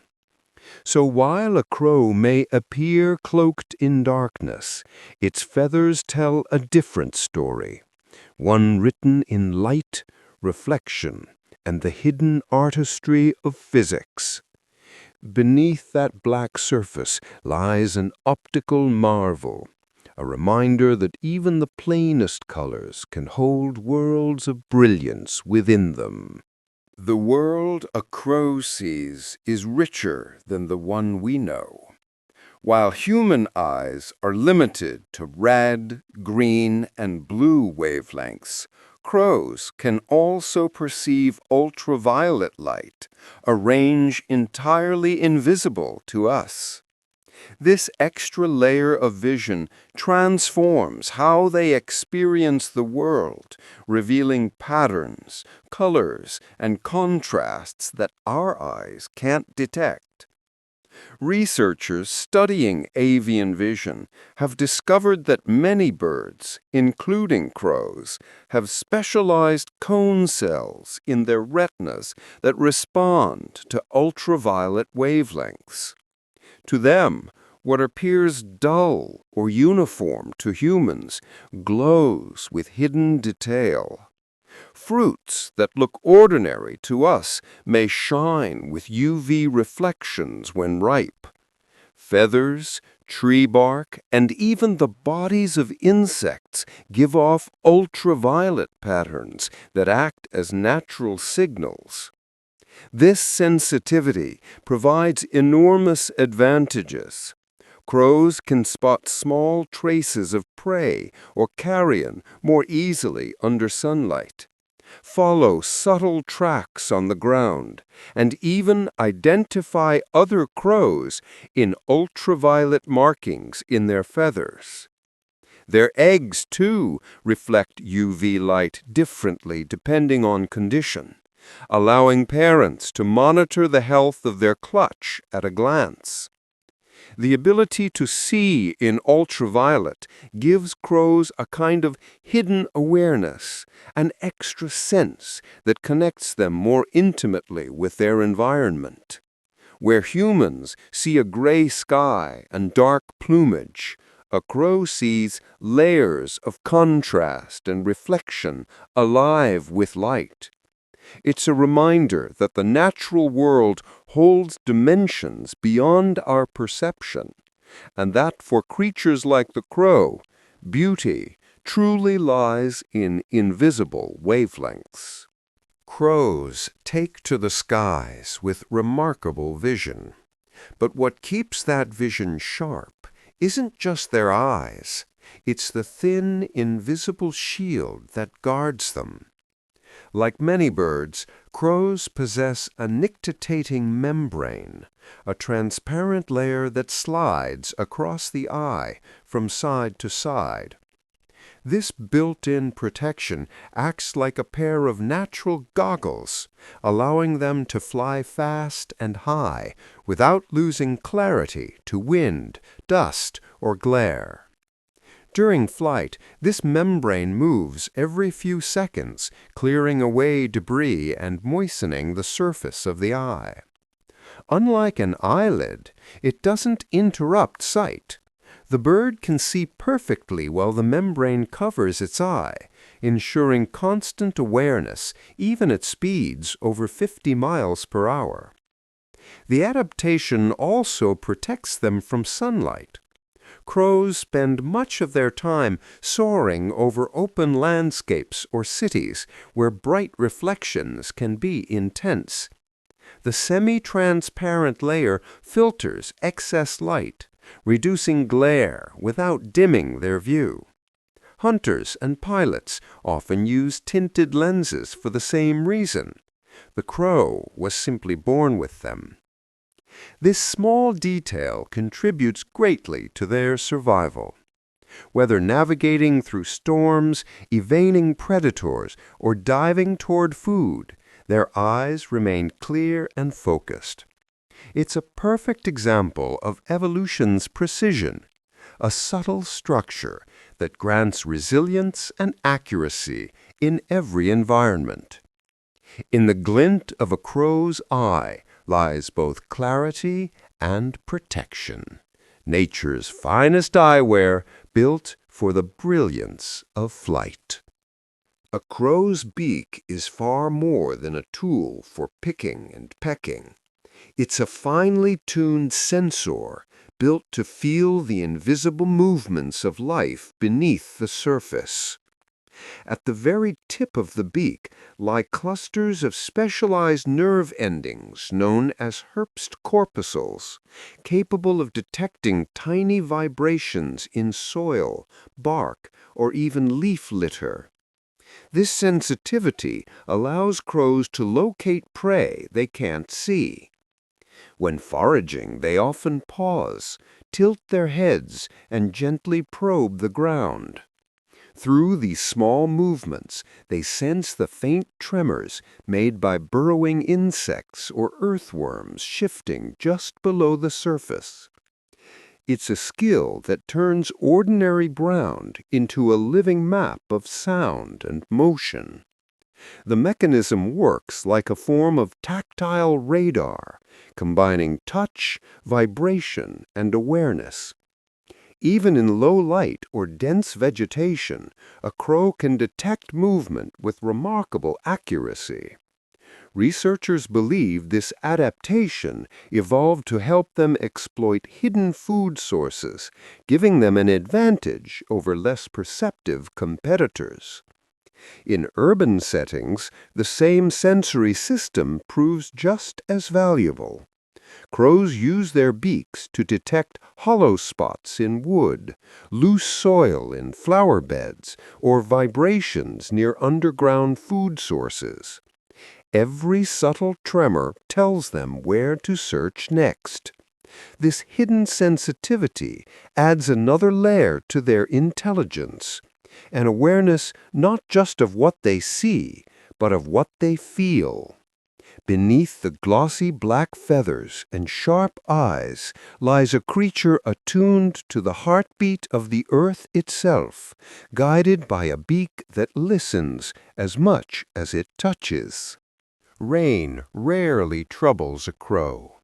When water falls, it beads and rolls off their feathers, leaving them dry and sleek. This natural waterproofing comes from a small but vital source, the uropygial gland, or preen gland, located near the base of the tail. From this gland, the crow secretes a thin, waxy oil that it carefully spreads across its feathers with its beak. Preening is an essential ritual for crows. They run their beaks through their plumage, coating each feather with a fine layer of oil. This process not only keeps feathers aligned for flight, but also makes them water-resistant and resilient. Without it, feathers would clump and lose insulation, leaving the bird vulnerable to cold and wet weather. The oil serves multiple purposes. It helps preserve feather flexibility, repels dirt, and provides a barrier against bacteria and parasites. In addition, it gives the crow's feathers that subtle sheen that catches light, a soft gloss that is as functional as it is beautiful. Even after heavy rain, crows can shake off moisture and continue flying with ease. Their preening routine also reinforces social bonds when practiced between mates or family members, as they help each other reach difficult spots. In this simple act of grooming lies an elegant design, a natural armor of oil and feather working together. Every glossy crow gliding through a storm is proof of a quiet daily discipline that keeps it dry, warm, and ready to soar no matter what the weather brings. Inside every crow beats a heart designed for the sky. During flight, that small muscle works at extraordinary speed, reaching up to 500 beats per minute. Each rapid pulse pushes oxygen-rich blood through the body, feeding the wings, brain, and muscles that keep the bird aloft. For a crow, flight is not just grace in motion, it's a constant surge of energy, powered by one of nature's most efficient engines. The demand of flying requires immense stamina. Every wing beat calls for oxygen, and every movement burns calories. To sustain this, the crow's cardiovascular system runs like a perfectly tuned machine.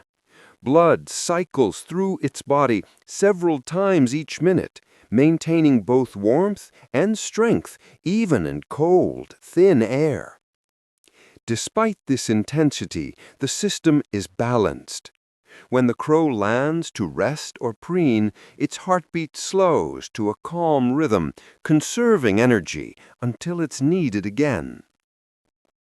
Scientists note that this rapid but controlled circulation supports more than flight. A steady oxygen supply also fuels the crow's sharp brain, enabling constant awareness and fast decision-making while in motion. Whether dodging predators, riding thermals, or gliding through city winds, their hearts sustain both physical and mental precision. In that flurry of wing beats lies a hidden marvel, a pulse so quick it blurs into continuity, keeping the crow's body and mind in perfect harmony with the sky. Beneath its calm black feathers is a rhythm of life running faster than thought itself, steady enough to turn effort into effortless flight. For crows, sleep is never complete surrender. When night falls and they perch to rest, they often do so with one eye open, literally.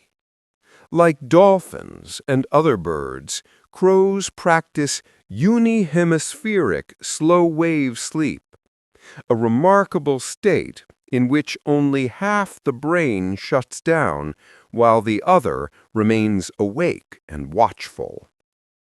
The open eye stays connected to the alert hemisphere, scanning for movement or threat. The opposite eye, linked to the resting side of the brain, closes fully, allowing that half to recharge. After a period of time, the roles switch. The resting hemisphere awakens while the other drifts into sleep. Through this alternating rhythm, the crow achieves true vigilance even in slumber. This adaptation is especially valuable in communal roosts or open environments. While some members of the flock enter deeper sleep, others keep partial watch, ensuring early warnings if a predator or disturbance approaches. It's a silent coordination. No guard is appointed, yet protection is constant. Scientists believe this half-brain sleeping also helps preserve energy while maintaining awareness of territory and flock movement. The brain consolidates memories and learning during these cycles, ensuring that alertness never fully disappears. To humans, sleep is escape. To a crow, it's balance. A delicate dance between rest and readiness. Even in darkness, their mind refuses to go completely still. It's this blend of awareness and adaptation that keeps them thriving in a world where safety never truly sleeps. For most crows, home is permanent. They stay in the same region throughout the year, familiar with every tree, rooftop, and feeding ground. But in colder parts of the world, where winters freeze the soil and food grows scarce, some populations take to the skies and travel astonishing distances. These northern crows become seasonal migrants, covering hundreds of miles to find milder weather and open land. Unlike the precise long-distance migrations of geese or swallows, crow migration is flexible. It's guided less by instinct and more by necessity. When temperatures drop and snow blankets their food sources, flocks begin to drift southward, following rivers, coastlines, or valleys that offer easier foraging. Some may move only a few dozen miles, while others journey across entire countries. What's remarkable is their sense of direction. Migrating crows often return to the exact same winter roosts year after year. City parks, forest edges, or farmland groves where generations have gathered before them. Their sharp memory and social coordination help them navigate familiar routes, sometimes in groups of thousands, creating breathtaking black waves against gray winter skies. When spring arrives and the thaw begins, they retrace their path north, resettling into breeding territories as though they never left. This partial migration pattern, some stay, some go, shows the crow's signature adaptability. They live not by rigid rule, but by observation and choice, adjusting each season as conditions demand. It's a quiet demonstration of intelligence in motion, survival through understanding rather than instinct alone. As night settles over the city, crows begin to drift in from every direction, small groups merging into larger ones until the sky fills with their silhouettes. By dusk, thousands converge on a single stand of trees, their calls echoing like soft thunder. This is the nightly roost, a communal resting place where urban crows gather for safety, warmth, and connection. Researchers studying these massive gatherings have recorded numbers reaching into the tens of thousands in some cities. The reasons for this behavior are practical and social. Large roosts offer protection from predators since there is safety in numbers. The heat generated by so many bodies also creates a warmer microclimate, helping birds conserve energy during cold nights. Beyond these advantages, the roost functions as a kind of social hub, a place where information is exchanged about food sources, territory, and danger. Young crows learn these routines from their elders, returning to the same trees year after year. Some roosts have persisted for decades, becoming landmarks of urban wildlife. In the morning, the gathering disperses just as quickly as it formed, thousands of dark wings unfolding into the dawn, each crow returning to its own small corner of the city. To the human eye, such a roost might seem chaotic or noisy, but to the crows, it's order, a ritual of belonging, protection, and shared intelligence. Beneath the glow of streetlights, these gatherings remind us that even in the most artificial landscapes, nature still finds ways to live in community. Certain trees hold more than branches and leaves. They hold history. For crows, a good roosting site isn't just a temporary shelter. It's a heritage passed down through generations. Some of these communal trees have hosted flocks for hundreds of years, their roots and limbs serving as silent witnesses to generations of returning wings. Crows select their roosts carefully. Ideal sites stand tall and sheltered, offering protection from wind, predators, and human disturbance.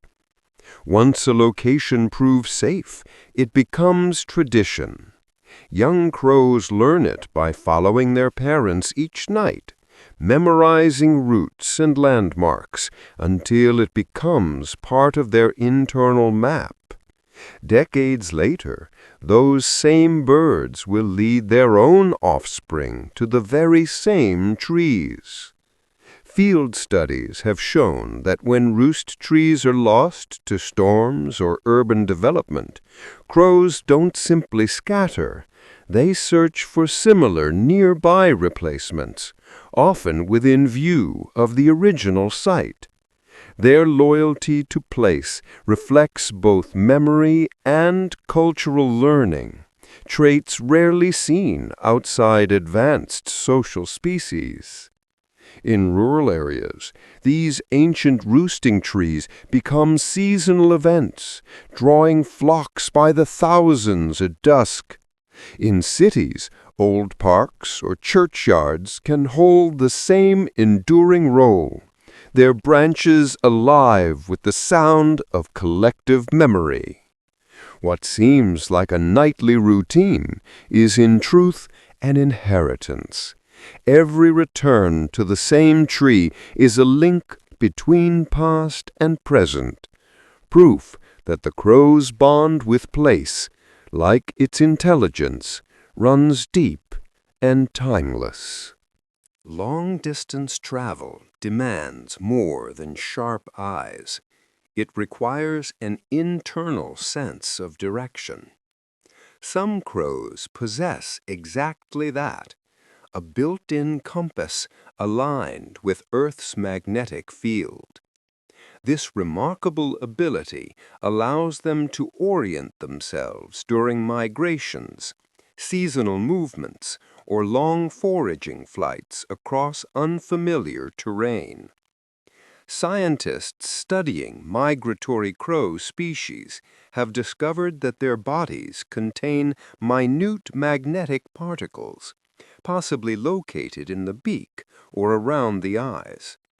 These particles respond to the planet's magnetic pull, giving the birds a subtle awareness of north and south. It's as though they carry a map written in magnetism, invisible yet precise. During cloudy days or long flights at night, when landmarks vanish, this sense becomes invaluable. Combined with their memory for geography and social cues from flockmates, it ensures they can travel hundreds of miles and still return to the same roosting sites year after year. The system functions silently and automatically, guiding them through air currents and across changing landscapes. Researchers liken this magnetic perception to a sixth sense, one that humans can't experience directly. It allows crows to maintain orientation even when their surroundings offer no visual clues. In a world where technology tries to replicate what nature already mastered, the crow's navigation stands as a quiet marvel. Without instruments or maps, it reads the planet itself, moving through invisible lines of force that have guided travelers since long before roads, compasses, or human memory began. Crows may be loyal to their favorite sleeping trees, but they're not bound to one spot forever. As seasons change and food supplies shift, their roosting sites move too, sometimes by only a few miles, sometimes farther, depending on the landscape. These subtle migrations help the birds stay close to dependable resources while maintaining the safety and familiarity of their communal gatherings. Researchers observing winter crow roosts have found that entire flocks will gradually relocate to areas with easier access to food, such as cornfields after harvest, city dumps in colder months, or riversides where fish remains are plentiful. When those supplies fade, the birds drift back toward other familiar zones, often rotating through a cycle of trusted locations. The pattern isn't random. It's the result of collective memory and observation. Communication plays a crucial role in this process. Each evening before roosting, crows gather in staging areas, smaller meeting points where they share calls and behavior that help coordinate movement. Through these interactions, information about new food sources spreads through the flock, guiding the group's next destination. This dynamic relationship between home and necessity reflects the crow's remarkable adaptability. Their bond to a place is strong, but their sense of survival is stronger. By shifting their roosts in rhythm with the land's offerings, they create a living balance, a blend of tradition and flexibility that ensures both community and continuity, no matter how the seasons turn.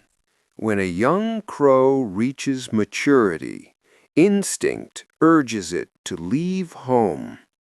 After months or even years of helping parents raise younger siblings, many juveniles eventually take flight toward new horizons, a quiet exodus designed by nature to protect the health of their kind. This dispersal prevents inbreeding and ensures that the next generation inherits strong, diverse genes. Researchers tracking tagged crows have discovered that juveniles can travel remarkable distances once they depart. Some move only a few miles away, joining neighboring flocks, while others venture across entire regions before settling. The process is gradual and deliberate. Young crows explore, Observe and learn the social dynamics of new groups before choosing where to stay. Though they leave their birthplace, they don't become solitary.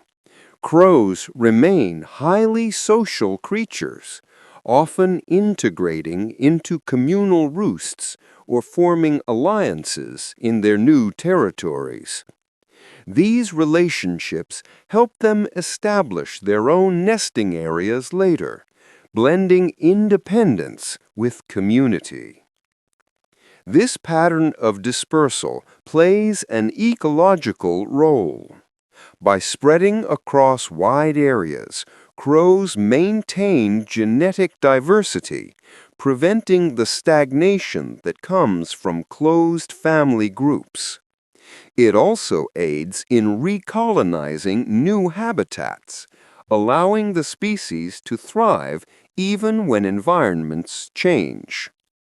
So while a crow's departure from its family might seem like a simple act of growing up, it's really part of an ancient survival strategy, a balance between loyalty and renewal, where leaving home ensures the strength and continuity of life for generations to come. Crow society runs on cooperation, and nowhere is that clearer than in how they manage inheritance. Within many family groups, not all members breed. Some act as helpers, offspring from previous years who stay behind to assist their parents in raising new chicks and defending the family's territory. When the dominant pair eventually dies, these helpers don't scatter into chaos. Instead, they often tape over the same territory, continuing the lineage and stability of the group. Researchers studying long-term crow populations have observed this pattern repeatedly. Helpers feed nestlings, guard boundaries, and learn the rhythms of the land alongside their elders. Over time, they become intimately familiar with every tree, perch, and feeding ground. When the older birds pass, the helpers are perfectly equipped to assume control, experienced, socially connected, and loyal to the place that raised them. This orderly succession benefits the entire flock. It prevents battles for dominance and ensures that valuable territories remain occupied by birds already invested in their maintenance. In many cases, pairs formed from the helper generation take over seamlessly, raising chicks in the same nests their parents once used. Such continuity highlights the crow's social intelligence. Their family structure mirrors that of cooperative mammals, built on mentorship and succession rather than constant rivalry. When a new pair takes the reins, it isn't a hostile takeover. It's the natural next step in a story of shared labor and enduring bonds. In this way, the crow's inheritance is not just land, but legacy. A crow's mind holds more than faces. It holds maps. Within their territories, crows remember every tree, perch, and pathway. But their memory doesn't stop at home. They also recall where others live, recognizing the invisible borders that separate friends from rivals. These boundaries, once learned, can stay fixed in memory for years. Field studies on territorial crow families have shown that individuals rarely cross into neighboring zones without reason. They know exactly where one family's land ends and another's begins. These borders aren't marked by fences, but by experience. specific trees where disputes occurred, the sound of a rival's call, or the subtle landscape features that divide one feeding ground from the next. Even when generations change, younger crows inherit this mental map through observation and imitation. What's remarkable is the durability of that memory. Crows can leave an area for a long time and still recall which regions belong to which groups upon returning. This awareness helps reduce unnecessary conflict and preserves stability within overlapping populations. Scientists believe this long-term territorial memory reflects the same cognitive strengths that allow crows to recognize human faces and remember problem-solving strategies. It's intelligence applied to geography and diplomacy, a mental blend of navigation and negotiation. Their respect for these invisible lines reveals how order thrives even in the wild. Crows don't simply coexist through dominance, they coexist through memory, an unspoken understanding of boundaries, balance, and the quiet wisdom of knowing when to stay on their side.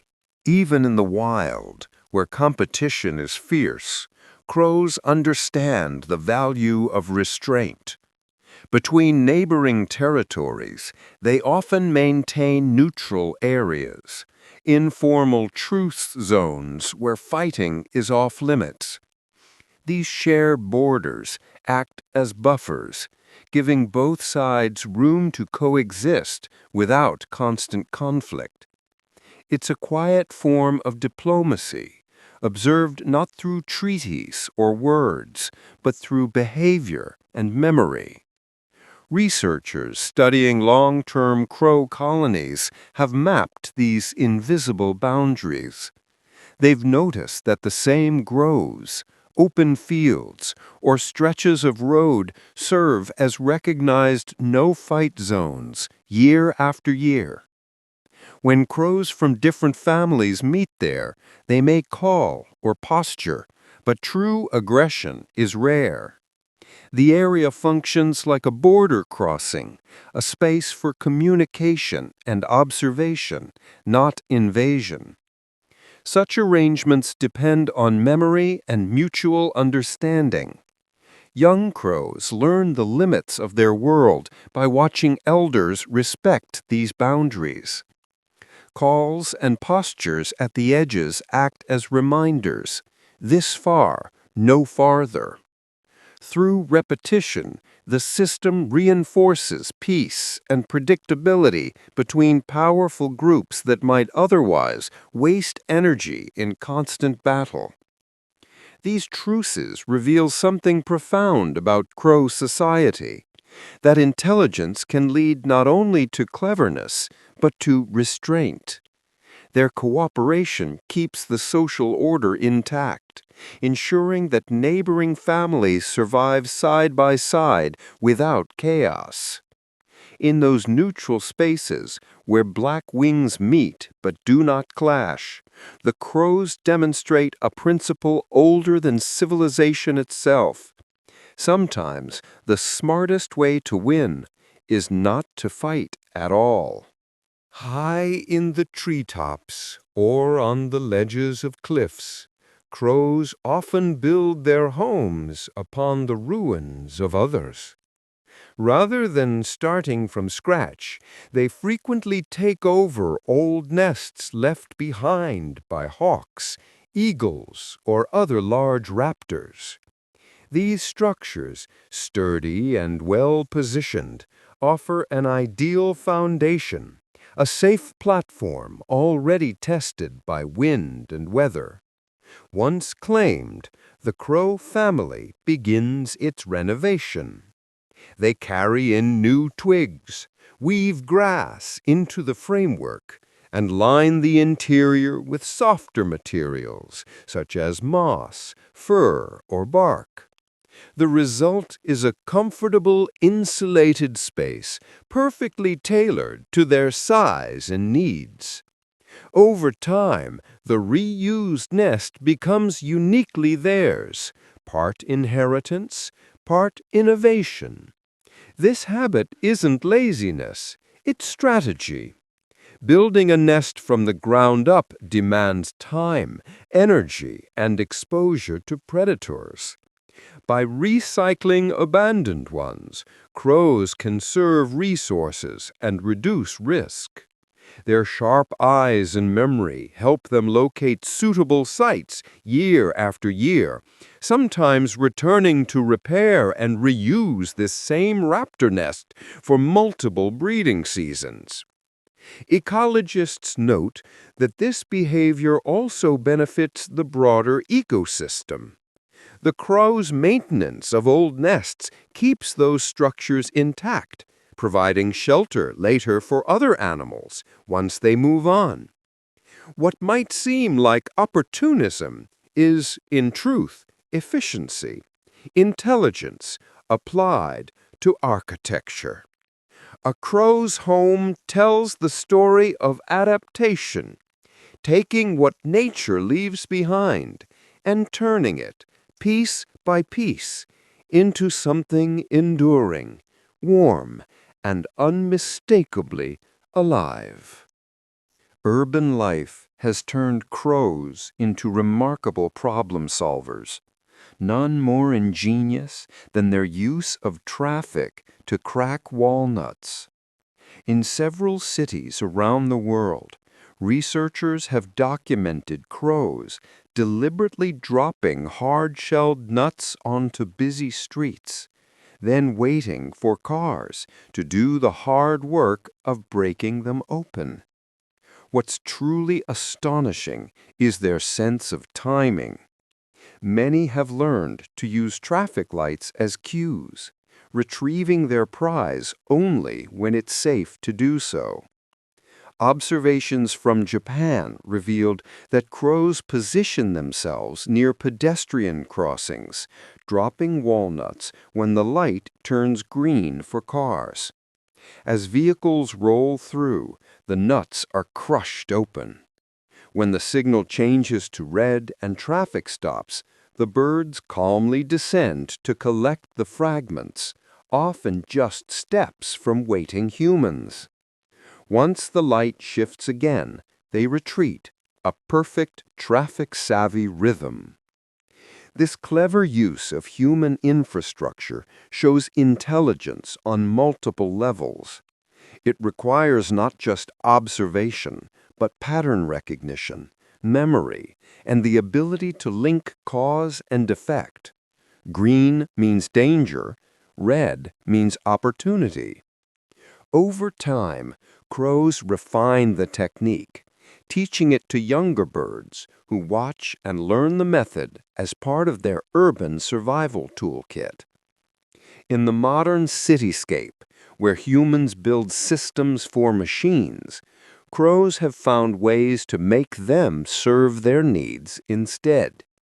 By turning traffic lights into signals of safety, they've achieved something few animals ever do, not just adapting to civilization, but mastering it on their own terms. Problem solving for crows goes far beyond instinct. It borders on engineering. In a series of studies, scientists have watched these birds learn to operate simple machines by dropping objects into funnels or tubes to trigger food dispensers. Without training, they observe, test, and refine their actions until the mechanism works, proof that they grasp the link between action and outcome. One of the most famous examples comes from the New Caledonian crow, known for its tool-making skill. In experiments, researchers presented an apparatus with food trapped inside. The crows quickly discovered that by dropping stones or other small items into a tube, they could raise the water level or press a lever to release the reward. Some even chose heavier objects over lighter ones, showing they understood the physical effect of weight and force. What makes these experiments so extraordinary is that the birds don't rely on luck. Their problem-solving unfolds through logic and observation. When faced with new puzzles, like using one tool to retrieve another before reaching the food, they adjust strategies on the fly, displaying insight previously thought unique to primates. This ability reveals that crows don't just react to their environment, they manipulate it intentionally. Dropping an object into a machine is a simple act, but behind it lies complex reasoning, the understanding that effort in one moment can create reward in the next. In the quiet click of a falling stone, the crow shows the spark of invention, a mind that sees not just what is, but what could be when the world is understood as a system of moving parts. Tool use in crows is often celebrated for its practicality, digging for insects, prying open shells, or retrieving food. Yet not every stick in a crow's beak is a tool of necessity. Sometimes it's a toy. Observers have watched crows grasp twigs, bend them, and spring them back again, almost as though testing their elasticity. They toss the sticks into the air, catch them mid-fall, or drop them repeatedly, behaviors that serve no direct purpose other than play and exploration. Researchers believe this kind of play reveals the foundation of creativity. When crows interact with objects for fun, they're not just amusing themselves, they're learning how materials behave. A flexible twig reacts differently than a stiff one. A dry branch snaps, a green one bends. Through repetition, they build an intuitive understanding of physics that later applies to tool use and problem solving. These playful moments are most common among juveniles, though adults sometimes join in, suggesting that curiosity never entirely fades. Some have even been seen pass in twigs between each other, turning a private experiment into a kind of social game. Play in its purest form is practice for intelligence, a way to test, to learn, and to enjoy discovery. For crows, it may also be a spark of self-expression. Watching one bounce a twig on a rooftop or dangle it from its beak like a toy reminds us that thought isn't always serious. Sometimes, even in the natural world, learning begins with a little bit of wonder and a smile made of wings. Human civilization has become one of the crow's greatest classrooms. These birds don't just coexist alongside people, they study us. Observations from urban areas reveal that crows often watch humans performing simple tasks and then invent their own versions of those techniques. Whether it's opening a container, dropping objects for a purpose, or using tools, they learn not through instinct, but through careful imitation and creative adaptation. Researchers have recorded cases where crows opened trash bins by mimicking the lifting motion of human hands, or figured out how to untie knots after observing park visitors unwrap food. Others have been seen using bottle caps or twigs as makeshift tools to access water or food, often in ways that resemble human problem-solving methods, but adjusted for their anatomy. This kind of learning, called observational innovation, is extremely rare outside of primates. It shows that crows can watch an unfamiliar behavior, understand the principle behind it, and reapply it in a new context. They don't simply copy, they reinterpret. The intelligence driving this is both social and flexible. Living close to humans gives crows constant opportunities to observe and experiment, turning the modern world into a laboratory of ideas. What we throw away, they transform. What we invent, they refine. Each imitation and adaptation proves that knowledge doesn't belong to one species. The crow's mind bridges the gap between instinct and imagination, learning from us not as students, but as equals in the endless game of curiosity and invention. Tool use is one sign of intelligence, but tool creation belongs to another level entirely. Wild crows have astonished scientists by bending pieces of wire into hooks, using them to fish food from containers that their beaks alone couldn't reach. This act, simple as it looks, reveals deep insight into shape, function, and the logic of design. One of the most famous demonstrations came from a New Caledonian crow known as Betty. Presented with a straight wire and a small bucket of food inside a tube, she paused, examined the material, and then bent the end of the wire against the tube's edge to form a hook. Within seconds, she lowered it, caught the handle, and lifted the bucket out. A sequence showing both planning and understanding of mechanical purpose.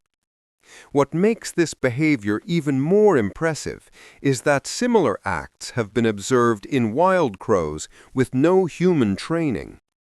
They twist vines, bend twigs, or reshape bits of metal they find in urban areas to suit their needs.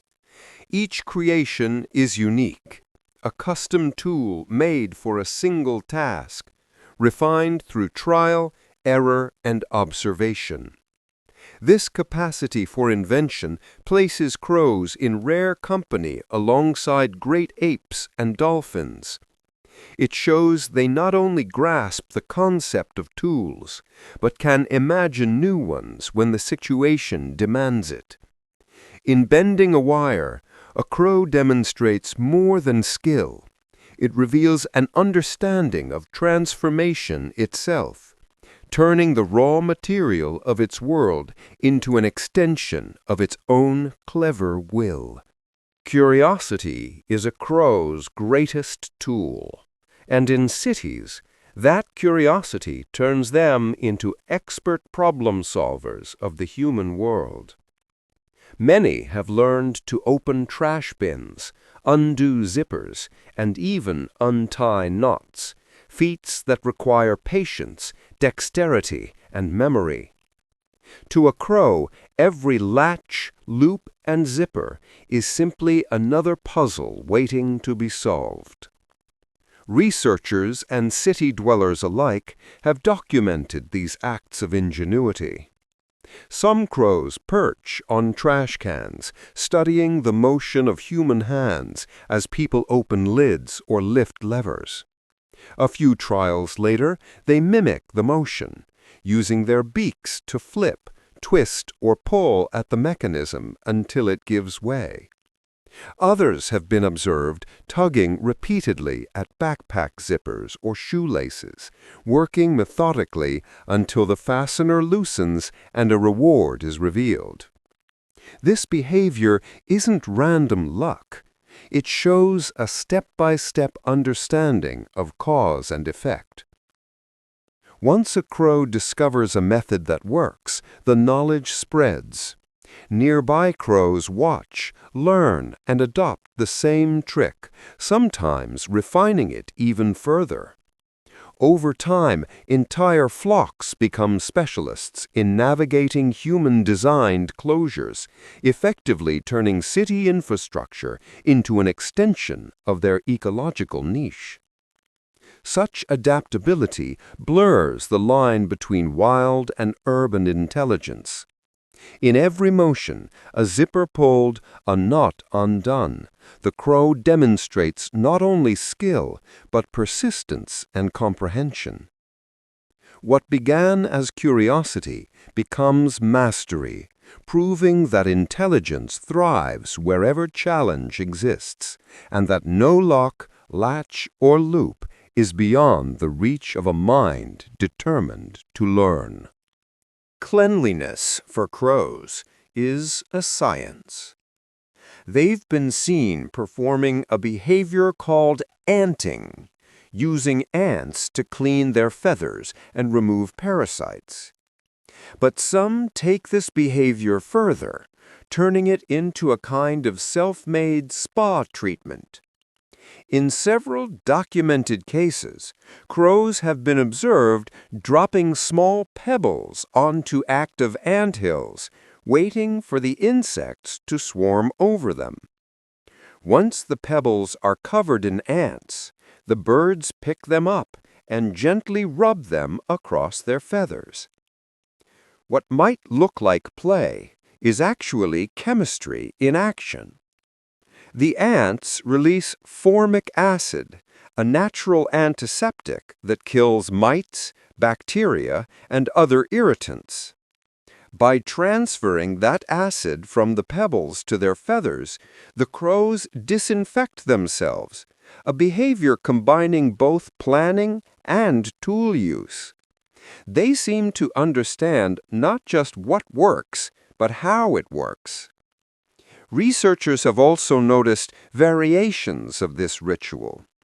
Some crows lie directly on anthills, wings spread, allowing the ants to crawl freely over their bodies.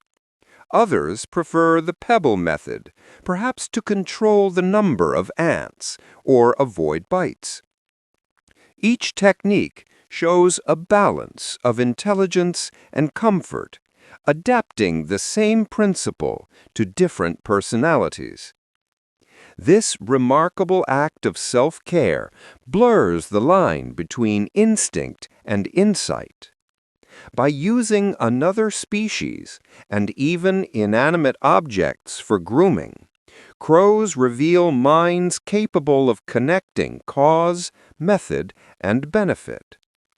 Beneath their dark plumage lies an understanding of nature's chemistry, proof that wisdom, in its purest form, can begin with something as small as an ant. When faced with a problem too complex for a single tool, some crows don't give up. They invent a new one. In laboratory experiments, captive New Caledonian crows have amazed scientists by assembling multi-part tools, combining separate objects into a single working instrument. This behavior requires foresight, coordination, and an understanding of physical relationships, qualities once thought to belong only to humans and great apes. In one famous test, researchers provided crows with two short pieces of plastic tubing, neither long enough to reach a food reward placed deep inside a container. After examining the setup, the birds slid one piece into the other, creating an extended rod. They then used their newly constructed tool to retrieve the treat, a perfect solution to a problem they had never encountered before.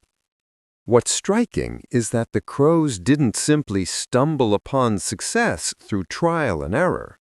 Many appeared to pause, study the components, and intentionally fit them together, recognizing the function before acting.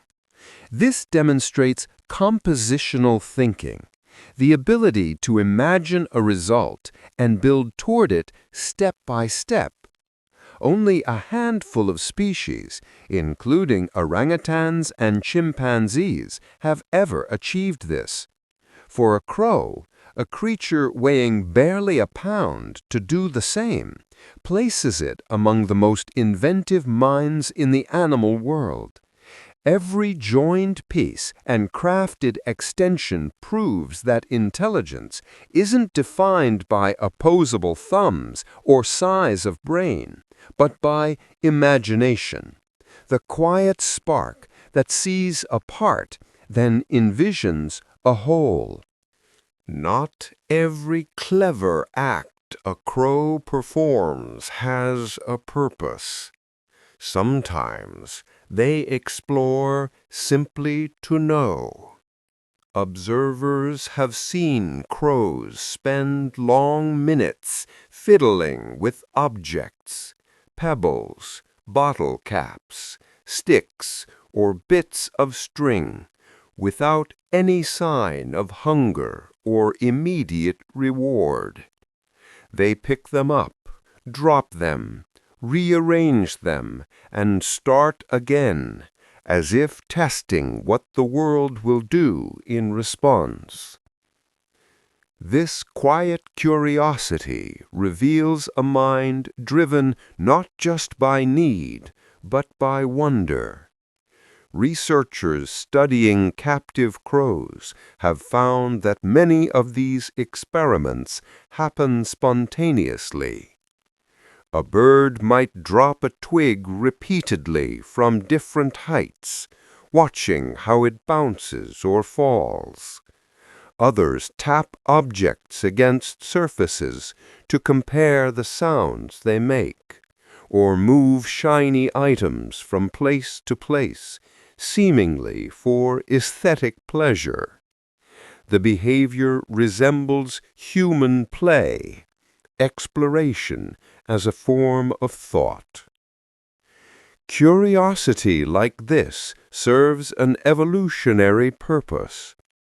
Through play and experimentation, young crows learn about weight, distance, and cause and effect, lessons they later use when creating tools or solving real-world problems. But in many cases, adults continue this behavior long after the learning stage has passed, suggesting that exploration itself is rewarding. Such self-motivated intelligence is rare in the animal kingdom. It implies an awareness that the world is worth investigating even when survival doesn't demand it. Every crow that drops a pebble or flips a shell without reason is performing a small act of science, testing, observing, and perhaps even enjoying the mystery of discovery for its own sake. Amusement, it seems, isn't uniquely human. Crows have been seen crafting simple toys, small objects shaped or chosen for play rather than survival. They pick up twigs, bottle caps, scraps of paper, or feathers, sometimes reshaping or trimming them, then use them in games that appear purely recreational. What's even more fascinating is that these handmade toys are often shared, passed between individuals as if part of a communal exchange. Field observers have recorded young crows chasing one another through the air, dropping and catching the same twig like a ball in flight. Others perch in groups, taking turns nudging a shiny object across the ground. In captivity, crows have been known to collect favorite trinkets, bottle caps, keys, marbles, and offer them to their caretakers or to fellow birds, seemingly as tokens of interaction. The behavior has no immediate practical gain, yet it serves powerful social functions. Sharing toys fosters trust and coordination within the group.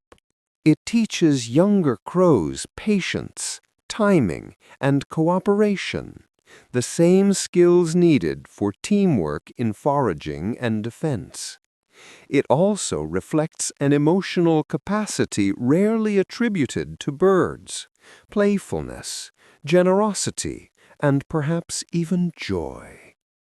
By turning ordinary debris into instruments of connection, crows remind us that creativity isn't limited to art or tools.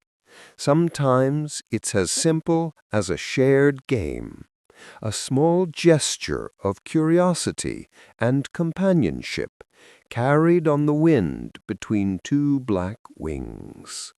In the ancient sagas of Norse mythology, the god Odin was never truly alone. Perched on his shoulders were two ravens, Hugin and Munin, whose names mean thought and memory. Each day they flew across the world, observing all that happened among gods and mortals. At dusk, they returned to whisper their findings into Odin's ears, keeping him all-seeing and all-knowing through their endless journeys. This myth is more than a story about divine messengers. It reflects a deep human understanding of the raven's intelligence and its mysterious presence in the natural world. To the Norse people, these birds were not just symbols of war or death, but of intellect and awareness. Their dark wings carried knowledge. Their voices echoed wisdom gathered from every corner of the earth. The connection between ravens and the mind runs through the language of the myth itself. Hugin, the power of thought, and Munin, the act of remembering.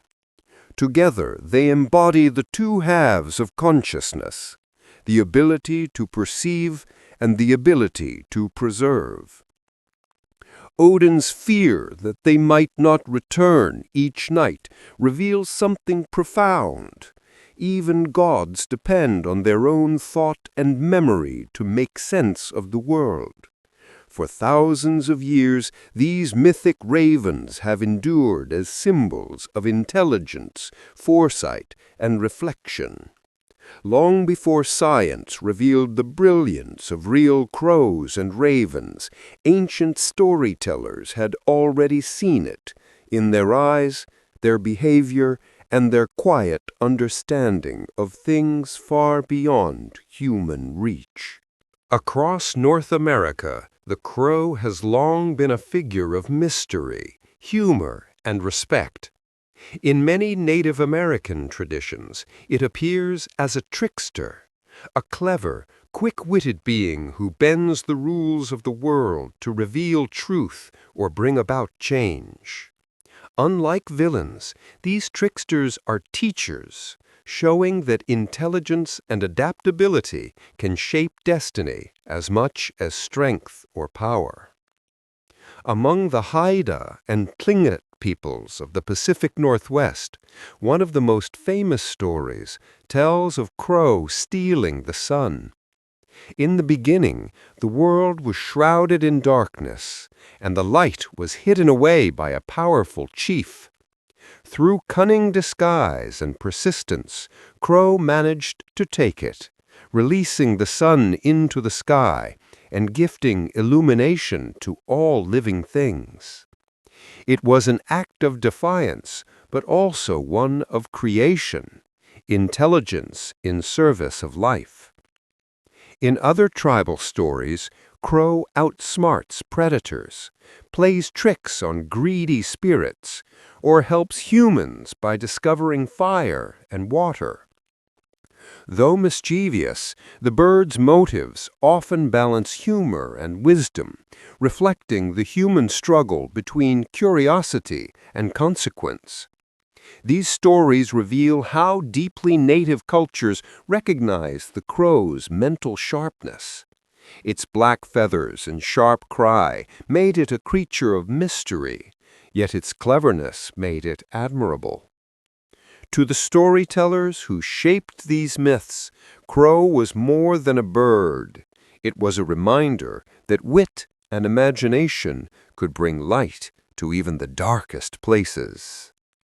In Japanese mythology, few symbols are as revered as the yatagarasu, the three-legged crow, said to descend from heaven as a messenger of the gods.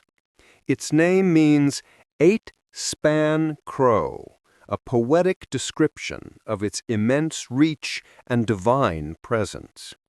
More than a creature of superstition, it represented celestial guidance, sent to lead mortals toward balance, wisdom, and rightful purpose. According to legend, the Yatagarasu appeared to the Emperor Jimmu, Japan's mythic first ruler, as he struggled to unite the land. The divine bird guided his army through treacherous terrain, showing the path to victory and the founding of the Japanese nation. Its three legs were said to represent heaven, earth, and humanity, the eternal connection between the divine will and mortal action. Over centuries, the image of the Yatagarasu became a symbol of direction and enlightenment. It still appears in shrines dedicated to guidance and destiny, and even in modern culture, the emblem of Japan's National Football Association features the sacred three-legged crow, a nod to perseverance and foresight. The legend endures because it reflects something both mystical and universal, the idea that wisdom sometimes takes the shape of a humble creature. To the Japanese, the Yatagarasu was not merely a bird, but the embodiment of divine insight, proof that intelligence and intuition, like wings, can lead those who listen to their higher purpose. To the ancient Celts, the crow was far more than a bird. It was a messenger between worlds. Its dark feathers, sharp gaze, and haunting call linked it to mystery and transformation. In their folklore, crows were believed to move freely between the realm of the living and the realm of the dead, carrying messages, omens, and guidance from beyond. Central to this belief was Morrigan, the Celtic goddess of war, fate, and sovereignty. She often took the form of a crow or was accompanied by them, circling battlefields to choose who would live and who would fall.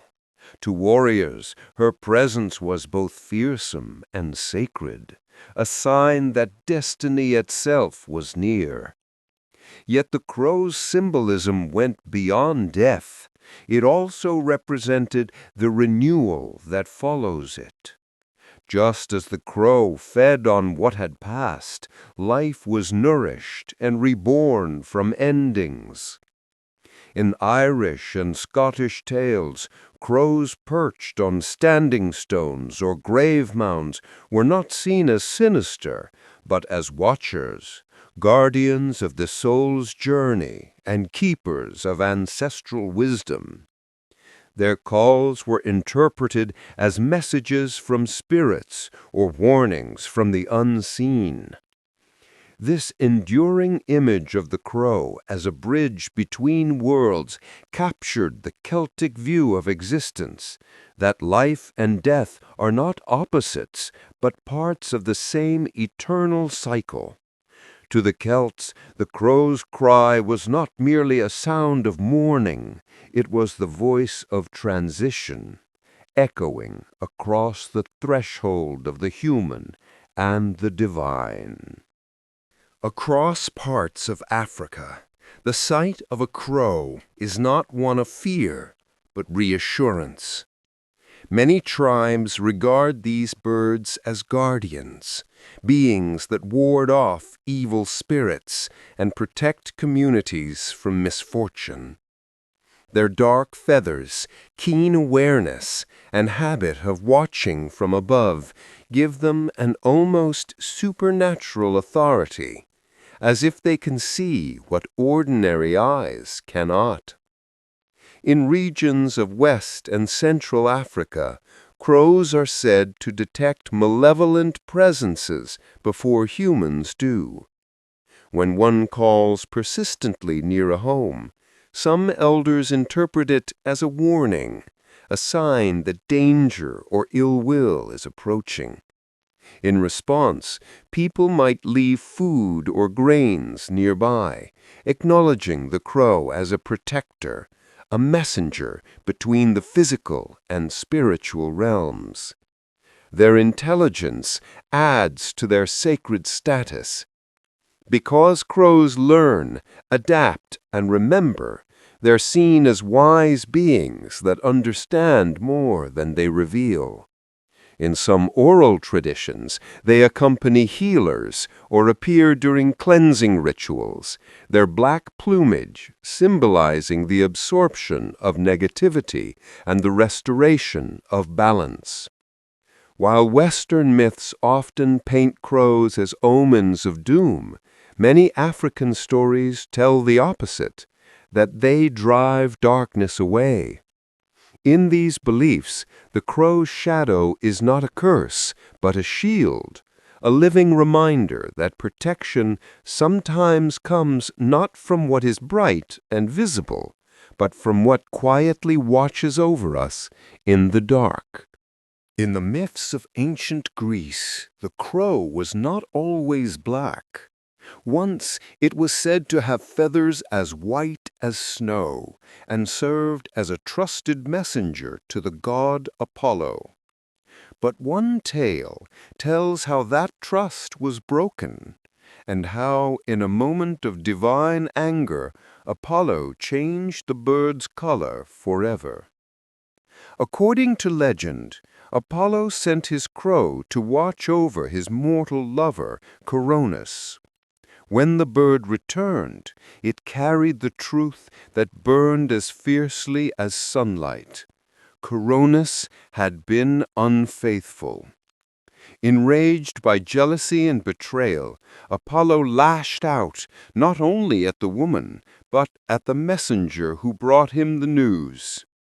In his fury, he scorched the crow's once pure feathers, turning them black as a mark of sorrow and eternal remembrance. From that day onward, all crows bore the dark plumage of their ancestor, a living symbol of truth's heavy burden. Though the bird had only spoken what it saw, it became a warning of how honesty and betrayal can intertwine, and how even messengers are not immune to the consequences of their words. This myth reveals the Greeks' complex view of intelligence and speech. The crow, gifted with both, embodied wisdom, but also danger. For to see too much and speak too freely could draw the wrath of gods. In its shadowed feathers, the story suggests, lies the price of knowing and of daring to tell the truth. During the Middle Ages, few creatures stirred stronger emotions than the crow. To see one circling above a battlefield was enough to chill even the bravest soldier, for its presence was tied to bloodshed and death. Yet in the same breath, people also believed that these dark birds possessed knowledge beyond human reach, glimpses of the future, and whispers from realms unseen. Crows often followed armies, scavenging after conflict, which gave rise to their grim reputation as omens of war. Chroniclers wrote of them appearing before great battles, or perching on castle walls before sieges, their black shapes foreshadowing destruction. But behind this fear was awe. Many also thought crows arrived because they could sense what was to come, their intelligence mistaken for supernatural foresight. Some medieval seers listened for meaning in the timing and tone of a crow's caw, interpreting it as a message from destiny or a warning from God. Poets compared them to prophets, dark-winged watchers who saw what mortals could not. Their dual nature made them both feared and revered, creatures of shadow that nonetheless carried light in the form of knowledge.